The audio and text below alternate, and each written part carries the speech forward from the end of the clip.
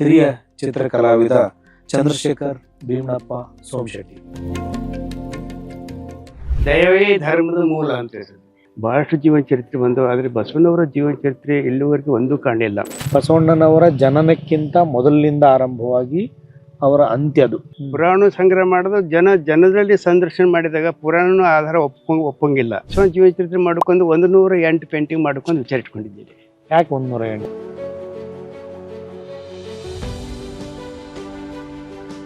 ಮೊದಲು ನಾನು ಪ್ರಾರಂಭ ಮಾಡಿದ್ದು ಬಸವಣ್ಣವರು ತೈಲ ವರ್ಣದಲ್ಲಿ ಓದು ಬಲ್ಲಾರ ಸಾಹಿತ್ಯ ಬರೆದಂತ ಶರಣರು. ಬಣ್ಣಗಳು ಮತ್ತು ರೇಖೆಗಳಲ್ಲಿ ಹೆಂಗ್ ತಯಾರಾದ್ರಿ ಅಂತ ಆಳವಾಗಿ ಸ್ಟಡಿ ಮಾಡಿದಾಗ ಮಾತ್ರ ನಾವು ಮುಂದೆ ಯಾಕಂಡು ಹೋಗಲು ಬರ್ಕೊಂಡು ತಿಳ್ಕೊಂಡು ಚಿತ್ರ ಮಾಡುವಾಗ ಮಧ್ಯೆ ಮಧ್ಯೆ ಇದು ನನ್ನ ಕಡೆಯಿಂದ ಆಂಗಲ್ ಅಂತ ಅನಿಸ್ತಿತ್ತು ನಿಮ್ಗೆ? ಅದನ್ನ ಭಾಳ ಸಲ ಅಂತಿದ್ರಿ. ಬಿಡ್ಲಿಕ್ಕೆ ಕಾರಣ ಅಂದ್ರೆ ಅವ್ರ ಇತಿಹಾಸ ನಂಗೆ ಸರಿಯಾಗಿ ಸಿಗ್ತಿದ್ದಿಲ್ಲ. ಒಂದು ಭಾವನೆ ಒಂದು ತತ್ವ, ಅದೊಂದು ಪರಸ್ಪರ ವಿರೋಧ. ಒಂದು ನಾನೇ ಎರಡು ಮುಖ ಇದ್ದಂಗೆ ಅವು. ಬಸವಣ್ಣನವರು ಮಾಡಿದ ಬಹಳ ಮಹತ್ವದ ಕೆಲಸ ಅಂತ ಯಾವ್ದು ಅನಿಸ್ತದೆ ನಿಮ್ಗೆ? ಇಷ್ಟಲಿಂಗ ಪರಿಕಲ್ಪನೆ. ಈ 770 ಜನರ ರೇಖೆಗಳನ್ನ ಕೂಡ ಬರೆದ್ರಿ. ಅದರ ಪ್ರಯೋಗ ಏನದು? ಇಲ್ಲಿವರೆಗೆ ಯಾರು ಮಾಡಿಲ್ಲದು. ನೀವು ಓದಿದ ಬಸವಣ್ಣ, ನಿಮ್ಮ ತಂದೆಯವರು ಹೇಳಿದ ಬಸವಣ್ಣ ಇಬ್ರು ಒಂದೇನ ಅವರು? ನಾನು ಈ ಹೊಸ ಗ್ರಂಥ ಓದೋದ್ರಿಂದ ಸ್ವಲ್ಪ ಬೇರೆ ಚೇಂಜಸ್ ಕಾಣುತ್ತೆ. ಖಂಡೇರಾವ್ ಸರ್ ಏನೇನು ಕಲಿಸಿದ್ರು? ನಮ್ಮ ಗುರುಗಳದಂಗೆ ನಾನು ಯಾಕೆ ವರ್ಕ್ ಮಾಡಬಾರಂತ ಮನಸ್ಸಲ್ಲಿ ಬರ್ತಿತ್ತು. ಸ್ವಲ್ಪ ಹಿಂತಿರುಗಿ ನೋಡಿದಾಗ ಸ್ವಲ್ಪ ನನಗೆ ದೋಷ ಅನಿಸ್ತದೆ ಥೋಡೆ.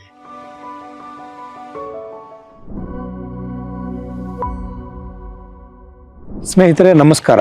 ಬುಕ್ ಬ್ರಹ್ಮದ ಮುಖಾಮುಖಿ ಮಾತುಕತೆಗೆ ತಮಗೆಲ್ಲ ಆತ್ಮೀಯವಾದ ಸ್ವಾಗತವನ್ನು ಕೋರ್ತೇನೆ.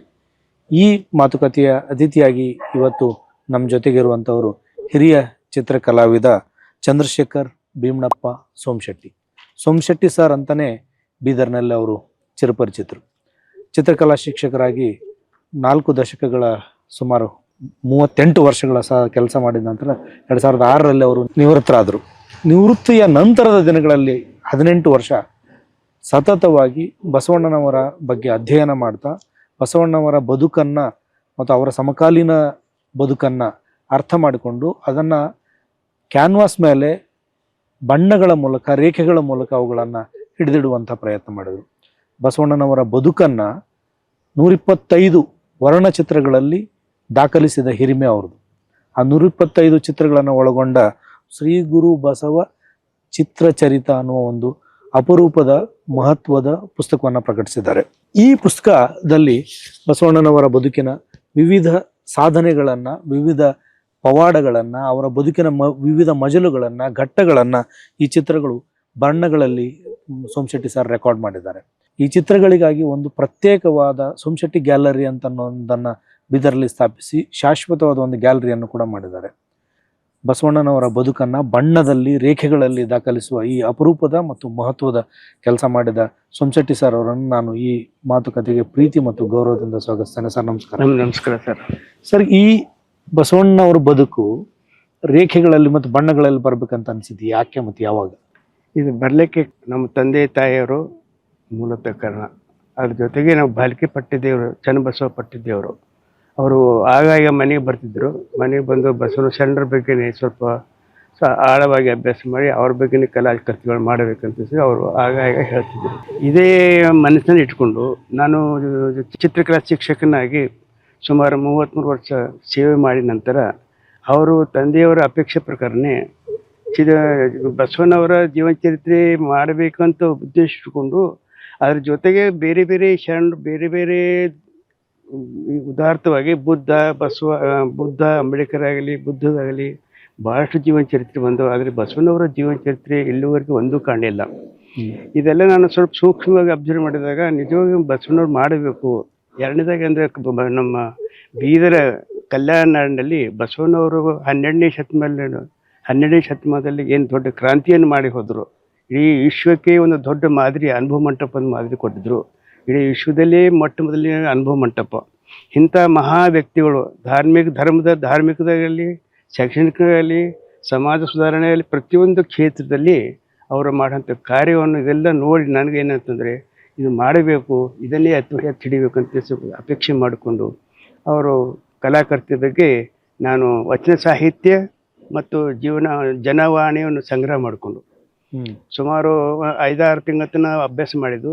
ಅದಲ್ಲದೆ ದೊಡ್ಡ ದೊಡ್ಡ ಸಾಹಿತಿಗಳ ಜೊತೆಗೆ ಚರ್ಚೆ ಮಾಡಿ, ಅವ್ರ ಜೀವನ ಚರಿತ್ರೆ ಗ್ರಂಥಗಳನ್ನು ಚರ್ಚೆ ಮಾಡಿ, ಮತ್ತು ಜನವಾಣಿಗಳು ಅಲ್ಲದೆ ಜಾನಪದ ಕಲೆಗಳು, ಆ ಪ್ರತಿಯೊಂದು ಕ್ಷೇತ್ರದಲ್ಲಿ ಅವ್ರು ಏನನ್ನು ಅವ್ರ ಇತಿಹಾಸ ಬಗ್ಗೆ ಏನು ಪರಿಚಯ ಸಿಗ್ತದೋ ಅದೆಲ್ಲ ಸಂಗ್ರಹ ಮಾಡಿಕೊಂಡು ಮೂಲವಾಗಿ ನಾನು ವಚನ ಸಾಹಿತ್ಯನ ಆಧಾರ ಇಟ್ಕೊಂಡು ಇದು ಬಸವನ ಜೀವನ ಚರಿತ್ರೆ ಮಾಡಲಿಕ್ಕೆ ಪ್ರೇರಣೆ ಆಯ್ತು.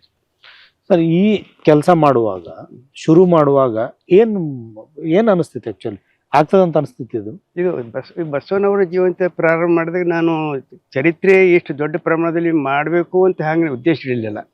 ಶರಣರ ಬಗ್ಗೆ ಒಂದು ಶರಣರ ಬಗ್ಗೆ ಜೀವನ ಚರಿತ್ರೆ ಮಾಡಬೇಕು ಅಂತ ತಿಳಿಸಿ ಒಂದು ಕಾರ್ಯ ಮಾಡೋ ಸಂದರ್ಭದಲ್ಲಿ ನಂಗೆ ಅದು ಒಂಥರ ಚೈತನ್ಯವೇ ಬರಸ ಮಾಡ್ತೀನಿ. ಬಸವನವ್ರದ್ದು ಯಾವಾಗ ಪ್ರಾರಂಭ ಮಾಡಿದೆ ನಂಗೆ ಒಂದು ಮನಸ್ಸಿನಲ್ಲಿ ಒಂದು ಹೊಸ ಚೈತನ್ಯ, ಅಂದರೆ ನಾವೊಂದು ಹೊಸ ರೂಪ ಮಾಡಕ್ಕೆ ಹತ್ತಿಲ್ಲಪ್ಪ ನನಗೆ ಮನಸ್ಸಿನಲ್ಲಿ ಅದು ಇದಾಯಿತು, ಚೈತನ್ಯ ಆಯಿತು. ಇದು ಮುಂದೆ ಬೆಳಿತಾನೆ ನಂಗೆ ಸಂಪೂರ್ಣ ಅದ್ರ ಬಗ್ಗೆನೇ ಮಾಡಬೇಕಂತ ಭಾಳಷ್ಟು ಉಲ್ಲಾಸ ಬಂತು. ನೀವು ಆರಂಭದಲ್ಲಿ ಇದನ್ನ ವಾಟರ್ ಕಲರ್ ಪೇಂಟಿಂಗ್ಗಳ ಮೂಲಕ ಶುರು ಮಾಡಿ? ಮೊಟ್ಟ ಮೊದಲು ನಾನು ಪ್ರಾರಂಭ ಮಾಡಿದ್ದು ಬಸವನವ್ರದ್ದು ತೈಲ ವರ್ಣದಲ್ಲಿ. ತೈಲ ವರ್ಣದ ಕೇವಲ ಒಂದು 5 ಪೇಂಟಿಂಗ್ ಮಾಡಿದ್ದೆ. 5 ಪೇಂಟಿಂಗ್ ಮಾಡಿದ ನಂತರ ಮುಂದೇನು ವಿಚಾರ ಮಾಡೋದಂದ್ರೆ, ನಾನು ಜಲವರ್ಣದಲ್ಲಿ ಯಾಕೆ ಮಾಡಬಾರ್ದು? ಯಾಕಂದ್ರೆ ಹೆಚ್ಚಾಗಿ ಕಲಾಕಾರರು ಏನಂದ್ರೆ ಆಯಿಲ್ ಕಲರ್ದಲ್ಲಿ ಭಾಳ ಜನ ವಿದ್ಯಾರ್ಥಿಗಳು ಅಲ್ಲಿ ದೊಡ್ಡ ದೊಡ್ಡ ಆರ್ಟಿಸ್ಟ್ ಆಗಲಿ ಆಯಿಲ್ ಕಲರ್ ಮಾಡ್ತಾರೆ, ಪೇಂಟಿಂಗ್ ಮಾಡ್ತಾರೆ. ಜಲವರ್ಣದಲ್ಲಿ ಬಹಳ ಕಡಿಮೆ ಕಲಾಕಾರರು ಇದನ್ನು ಉಪಯೋಗ ಮಾಡ್ತಾರೆ. ಕಾರಣ ಏನಂದರೆ, ಇದನ್ನು ಒಂದು ಸಲ ನಾವು ಬಣ್ಣವನ್ನು ಅಲ್ಲಿ ಲೇಪನ ಹಚ್ಚಿದಾಗ ಮತ್ತೆ ಪ್ರತಿಯಾಗಿ ಮತ್ತೆ ಪೇಂಟಿಂಗ್ ಮಾಡಕ್ಕೆ ಬರಲ್ಲ. ಅದ್ರ ಸಲುವಾಗಿ ನಾ ಏನು ಮಾಡೋದು, ಸೂಕ್ಷ್ಮವಾಗಿ ಇದು ಮಾಡಿದ್ರೆ ಒಂದು ಹೊಸ ಸಾಧನೆ ಮಾಡಿದಂಗೆ ಆಗ್ತದೆ ಒಂದು ಉದ್ದೇಶ ಇಟ್ಕೊಂಡು ಜಲವರ್ಣವನ್ನೇ ಕೈದ ಇಟ್ಕೊಂಡು ಜಲವರ್ಣ ಪ್ರಾರಂಭ ಮಾಡಿದೆ. ಈ ರೀತಿಯಲ್ಲಿ ಬಸವಣ್ಣ ಶುರುವಿಗೆ 5 ಮಾಡಿದ್ದು ಈ ಜೀವನ ಚರಿತ್ರೆಯ ಪೇಂಟಿಂಗ್ಗಳ ಭಾಗ ಆಗಿರ್ಲಿಲ್ಲ ಅವಾಗ. 5 ಭಾಗ ಅವರೇ, ಅಂದ್ರೆ ಪೂರ್ಣ ಜೀವನ ಚರಿತ್ರೆ ಸಂಬಂಧ ಬರಂಗಿಲ್ಲ. ಅದ್ರ ಘಟನೆ ಒಳಗೆ 1-2 ಬಂದ್ಬಿಡ್ತಾವ್ರಿ. ಚರಿತ್ರೆದಲ್ಲಿ ಅದರಲ್ಲಿ ಸಂಪೂರ್ಣ ಇಲ್ಲ ಅದ್ರಾಗ. ನಾನು ಮತ್ತೆ ನಂತರ ಏನ್ ಮಾಡೋದಂದ್ರೆ, ಜಲವರ್ಣದಲ್ಲಿ ಜೀವನ ಚರಿತ್ರೆ ತಗೋಬೇಕಂತ ವಿಚಾರ ಇಟ್ಕೊಂಡು ಜಲವರ್ಣದಲ್ಲಿ ಮಾತ್ರ ಇದನ್ನ ಪ್ಲಾನ್ ಮಾಡಿದ್ದೆ. ಹೆಂಗೆ ಯೋಜನೆ ಅಂತ ಮಾಡ್ಕೊಂಡದ್ದು? ಇದು ಯೋಜನೆ ಪ್ಲಾನ್ ಮಾಡಿದೆ ಅಂದ್ರೆ, ನಾನು ಆ್ಯಕ್ಚುಲಿ ಗ್ರಂಥನ ಅಭ್ಯಾಸ ಮಾಡಿ ವಚನ ಸಾಹಿತ್ಯನ ಅಭ್ಯಾಸ ಮಾಡ್ಕಸಿ ಎಲ್ಲ ಆಗಿ ನಂತರ ಇದು ಯಾವ ರೀತಿಯಲ್ಲಿ ಯಾವ ಸೈಜ್ನಲ್ಲಿ ಮಾಡಬೇಕು, ಯಾವ ರೀತಿಯಲ್ಲಿ ಮಾಡಬೇಕು ಅಂತ ಸರಿ ಸ್ವಲ್ಪ ಎಲ್ಲ ವಿಚಾರ ಇಟ್ಕೊಂಡು ಇದು ಬಸವನವ್ರದ್ದು ಪ್ರಾರಂಭದ ಎಲ್ಲಿಯವರು ಅಗ್ರಹಾರ ಎಲ್ಲಿ ಪ್ರಾರಂಭ ಆಗ್ತದೋ ಅದನ್ನು ಮನಸ್ಸು ಇಟ್ಕೊಂಡು ಅಲ್ಲಿ ಹೇಳಿ ಪ್ರಾರಂಭ ಮಾಡಿಸೋದು. ಬಾಲ್ಯ ಹಿಡ್ಕೊಂಡು ಅಲ್ಲಿ ಹೇಳಿ ಸ್ಟಾರ್ಟ್ ಮಾಡ್ದೆ. ಎಷ್ಟು ವರ್ಕ್ ಮಾಡ್ಬೇಕಂತ ಏನಾದ್ರು ಲೆಕ್ಕ ಇತ್ತು? ನಂದು ವಿಚಾರ ಆ್ಯಕ್ಚುಲಿ ನಾನು ಬಸವನ ಜೀವನ ಚರಿತ್ರೆ ಮಾಡ್ಕೊಂಡು 108 ಪೇಂಟಿಂಗ್ ಮಾಡ್ಕೊಂಡು ವಿಚಾರ ಇಟ್ಕೊಂಡಿದ್ದೀನಿ. ಯಾಕೆ 108? 108 ಅಂದರೆ ರುದ್ರಾಕ್ಷಿ ಮಾಲೆ ನೀವು ಧರಿಸ್ಕೊಳ್ತಾರೆ ಎಲ್ಲ ಸ್ವಾಮಿಗಳು ಮಹಾತ್ಮರೆಲ್ಲ. ಇವೆಲ್ಲ 108 ಧರಿಸ್ಕೊಳ್ತಾರೆ. 108 ಸಂಗ್ರಹ ಪೇಂಟಿಂಗ್ ಮಾಡಬೇಕು, ಅದೊಂದು ಒಂದು ಸಂಕೇತ ಆಗುತ್ತೆ ಉದ್ದೇಶ ಇಟ್ಕೊಂಡು ಮಾಡಿದೆ. ಆದರೆ ಮುಂದೆ ಏನಾಯ್ತು ಅಂದರೆ, ಬರ್ತಾ ಅವ್ರ ಸಾಹಿತ್ಯವನ್ನು ಹೆಂಗೆ ಹೆಚ್ಚು ಬೆಳೀತಾ ಹೋಯ್ತು. ಅದಕ್ಕೆ ನಂದು 108ಕ್ಕಿಂತ ಹೆಚ್ಚಿಗಾಗಿ 124-25 ಪೇಂಟಿಂಗ್ಸ್ ಅದು. ಬಸವಣ್ಣನವರ ಜನನಕ್ಕಿಂತ ಮೊದಲಿನಿಂದ ಆರಂಭವಾಗಿ ಅವರ ಅಂತ್ಯದು ಯಾವುದು ಕೂಡಲ ಸಂಗಮದಲ್ಲಿ ಐಕ್ಯವಾಗುವ ಮತ್ತು ಅದರ ನಂತರದವರೆಗೂ ಕೂಡ ನಿಮ್ಮ ಈ ಚಿತ್ರಗಳು ಒಳಗೊಳ್ತವೆ. ಇದು ಮಾಡುವಾಗ ಏನು ಯಾವ ಥರದ ಚಾಲೆಂಜಸ್ ಬಂದವು, ಸವಾಲುಗಳು ಬಂದವು? ಬಸವಣ್ಣನ ಜೀವನ ಚರಿತ್ರೆ ಇವು ಮಾಡುವ ಸಂದರ್ಭದಲ್ಲಿ ಕೆಲವು ಸಂದರ್ಭದಲ್ಲಿ ಪುರಾಣವನ್ನು ಸಂಗ್ರಹ ಮಾಡ್ಕೊಂಡ್ರಿ. ಪುರಾಣ ಸಂಗ್ರಹ ಮಾಡೋದು ಜನರಲ್ಲಿ ಸಂದರ್ಶನ ಮಾಡಿದಾಗ ಪುರಾಣನ ಆಧಾರ ಒಪ್ಪಂಗಿಲ್ಲ. ಪುರಾಣ ಮಾಡ್ಲಕ್ಕೆ ಹೋಗ್ಬೇಡ್ರಿ ಅಂತ ಕೆಲವು ಸ್ವಾಮಿಗಳು ಅದಕ್ಕೆ ಪುರಾಣ ಹೆಚ್ಚಾಗಿ ಮಾಡಬಾರ್ದು, ಒಪ್ಪಂಗಿಲ್ಲ ಅದು. ಆದ್ರೆ ಆದಷ್ಟು ಅವರು ವಚನ ಸಾಹಿತ್ಯ ಹಿಡ್ಕೊಂಡು ನಿಜವಾದ ಘಟನೆಗಳು ತಗೊಳ್ರಿ. ಕಾಯಕ ಅವ್ರು ಏನು ನಿಜವಾಗಿ ಸಮಾಜಕ್ಕೆ ಏನು ಕೊಡುಗೆ ಕೊಟ್ಟಿದಾರ ಆ ಕೊಡುಗೆಯನ್ನು ತೊಗೊಂಡು ಕಸಿ ಅಂಥ ವರ್ಕ್ ಮಾಡೋ ಚೆನ್ನಾಗಿ ತಿಳ್ಕೊಂಡು ಕಸಿ ನಾ ಏನು ಮಾಡೋದಂದ್ರೆ, ಅವರು ಮಾಡೋಂಥ ಕಾರ್ಯ ಸಮಾಜದಲ್ಲಿ ಯಾವ ರೀತಿಯ ಸುಧಾರಣೆ ಮಾಡ್ಕೋತ ಹೋದ್ರು, ಯಾವ ಕ್ಷೇತ್ರದಲ್ಲಿ ಸುಧಾರಣೆ ಮಾಡ್ಕೋತ ಹೋದ್ರು, ಅದನ್ನೇ ನಾವು ಸ್ವಲ್ಪ ಆದಷ್ಟು ಹೆಚ್ಚಿನ ಒತ್ತು ಕೊಟ್ಟು ಅದನ್ನೇ ತಗೊಂಡು ಪ್ರಾರಂಭ. ಈಗ ಆ್ಯಕ್ಚುಲಿ ಸರ್, ನಿಮ್ಮ ಈ ಪೇಂಟಿಂಗ್ಗಳನ್ನು ಮಾಡೋದಕ್ಕಿಂತ ಮುಂಚೆ ಒಂದು ಸಾಹಿತ್ಯ ಮತ್ತು ವಚನಗಳನ್ನು ಓದುವ ಒಂದು ಅಕ್ಷರಗಳ ಜೊತೆಗಿನ ಒಡನಾಡಿದ ಒಂದು ಅನುಭವ ಇಟ್ಕೊಂಡ್ರಿ. ಅದು ನಿಮಗೆ ತುಂಬ ನೆರವಾಯಿತು. ನನ್ನ ಪ್ರಶ್ನೆ ಏನು ಅಂತಂದರೆ, ಇದಕ್ಕಾಗಿ ಬಣ್ಣಗಳು ಮತ್ತು ರೇಖೆಗಳಲ್ಲಿ ಹೆಂಗೆ ತಯಾರಾದ್ರಿ ಅಂತ? ಮೊದಲು ಏನು ಮಾಡ್ತಿದ್ದೀವಿ ಅಂದರೆ, ಒಂದು ಸಂದರ್ಭ ಯಾವುದಾದ್ರು ಸಂದರ್ಭದ ಒಂದು ಆಯ್ಕೆ ಮಾಡ್ಕೊಂಡ್ರೆ ಆ ಸಂದರ್ಭ ವಚನ ಸಾಹಿತ್ಯ ಆಧಾರದ ಎಲ್ಲ ಸ್ವಲ್ಪ ಪರಿಶೀಲನೆ ಮಾಡಿ ನಂತರ ಅದು ಸತ್ಯವಾಗಿ ಅವ್ರ ಕಾಯಕಕ್ಕೆ ಅವರು ಹೇಳುವಂಥ ವಚನಕ್ಕೆ ಅಲ್ಲಿ ಸತ್ಯವಾಗಿತ್ತಂದ್ರೆ ಅದನ್ನೇನು ಮಾಡ್ತಿದ್ದೆ ಮನೆಯಲ್ಲಿ ಮನದಲ್ಲಿ ಒಂದು ಲೋಕ ವಿಚಾರ ಮಾಡಿಕೊಂಡು ಅವ್ರ ಪರಿಕಲ್ಪನೆಯನ್ನು ಹಾಕೊಳ್ತಿದ್ರು ಯಾವ ರೀತಿಯಲ್ಲಿ ಇರಬೇಕಾಗ್ತದೆ ಹೇಗೆ ಆಗಿನ 12ನೇ ಶತಮಾನದಲ್ಲಿ ಯಾವ ಜನಾಂಗ ಹೆಂಗಿರ್ತಿದ್ರು ಅವ್ರ ವೇಷಭೂಷಣ ಹೇಗಿರ್ತಿತ್ತು ಅವ್ರ ನಡವಳಿ ಹೇಗಿರ್ತಿತ್ತು ಅವ್ರ ಮನೆಗಳು ಹೇಗಿರ್ತಿತ್ತು ಅವೆಲ್ಲ ವಿಚಾರ ಮಾಡಿಕೊಂಡು ಅದು ಮನಸ್ಸಲ್ಲಿ ಇಟ್ಕೊಂಡು ನಂತರ ರೇಖಾಚಿತ್ರದಲ್ಲಿ ಮಾಡ್ತಿದ್ರು. ರೇಖಾಚಿತ್ರ ಆಗಿ ನಂತರ ಅದು ಪೂರ್ಣ ಆಗಿ ನಂತರ ನಂಗೆ ಸೂಕ್ತ ಅನ್ನಿಸ್ತಂದ್ರೆ ಅದು ಬಣ್ಣವಣ್ಣದಲ್ಲಿ ವರ್ಕ್ ಪ್ರಾರಂಭ ಮಾಡಿ ಫಸ್ಟ್ ಡ್ರಾಯಿಂಗ್ ಮಾಡಿಕೊಂಡು ಆಮೇಲೆ ಮೊದಲು ಡ್ರಾಯಿಂಗ್ ಮಾಡ್ಕೊಂಡು ನಂತರ ಅದು ಕಲರ್ ಮಾಡಿ ರೇಖೆ ಮಾಡ್ಕೊಳ್ಳುವಾಗ ಅಂದ್ರೆ ರೇಖೆಗಳಲ್ಲಿದ್ದಾಗ ಬಣ್ಣಕ್ಕೆ ಬರುವಾಗ ಬದಲಾಗ್ತಿತ್ತು ಅನ್ನೋದು ಏನೇನು ಸ್ವಲ್ಪ ಕೆಲವು ಸಂದರ್ಭದಲ್ಲಿ ಬದಲಾಗ್ತಿದ್ವು. ಅಂದ್ರೆ ನಾವು ಯಾವ ಭಾವನೆಯಿಂದ ರೇಖೆಗಳು ಹಾಕ್ತಿದ್ವು ಅವ್ರ ಕಥೆಗಳು ಅವು ಇರ್ತಿದ್ದೆವು. ಅದ್ರ ಜೊತೆಗೆ ಹಿನ್ನೆಲೆಯನ್ನು ಕೆಲವು ಸೀನರಿಗಳು ಮನೆಗಳು ಏನು ಬರ್ತಿದ್ವಲ್ಲ ಅವು ದೃಶ್ಯಗಳು ಏನಂದ್ರೆ ಸ್ವಲ್ಪ ಬದಲಾವಣೆ ಆಗ್ತಿತ್ತು ಅಲ್ಲಿ. ಯಾಕಂದ್ರೆ ಆ ಸಂದರ್ಭವಾಗಿ ಆ ಹಿಂದಿನ ದೃಶ್ಯ ಬರಬೇಕಾಗಿತ್ತು. ಹೀಗಾಗಿ ಕೆಲವು ಸಂದರ್ಭದಲ್ಲಿ ನಾನು ಹಾಕಿದ ತಪ್ಪಾಗಿ ಅದು ತೆಗೆದುಕಸಿ ಮತ್ತೆ ರಿಪೀಟ್ ಮಾಡಬೇಕಾಗಿತ್ತು. ಈಗ ಆಕ್ಚುಲಿ ಈ ಸರಣಿ ಅಂತ ಮಾಡೋದಕ್ಕಿಂತ ಮುಂಚೆ ಹೋಮ್ವರ್ಕ್ ಅಂತ ಏನು ಮಾಡಲಿಲ್ಲ, ಪೇಂಟಿಂಗಿನ ಹೋಮ್ವರ್ಕ್? ನಾನು ಹೋಮ್ವರ್ಕ್ ಏನು ಮಾಡಿಲ್ಲ ರೀ. ನಾನು ಡೈರೆಕ್ಟ್ ಆಗಿ ಪೇಂಟಿಂಗ್ ಮಾಡೋಕೆ ಪ್ರಾರಂಭ ಮಾಡಿದೆ. ಯಾಕಂದ್ರೆ ಅವರು ವಚನ ಸಾಹಿತ್ಯ ನೋಡ್ಕೊಂಡು ಡೈರೆಕ್ಟ್ ಸ್ಕೆಚ್ ಆಗಲಿಕ್ಕೆ ಪ್ರಾರಂಭ ಮಾಡಿದೆ.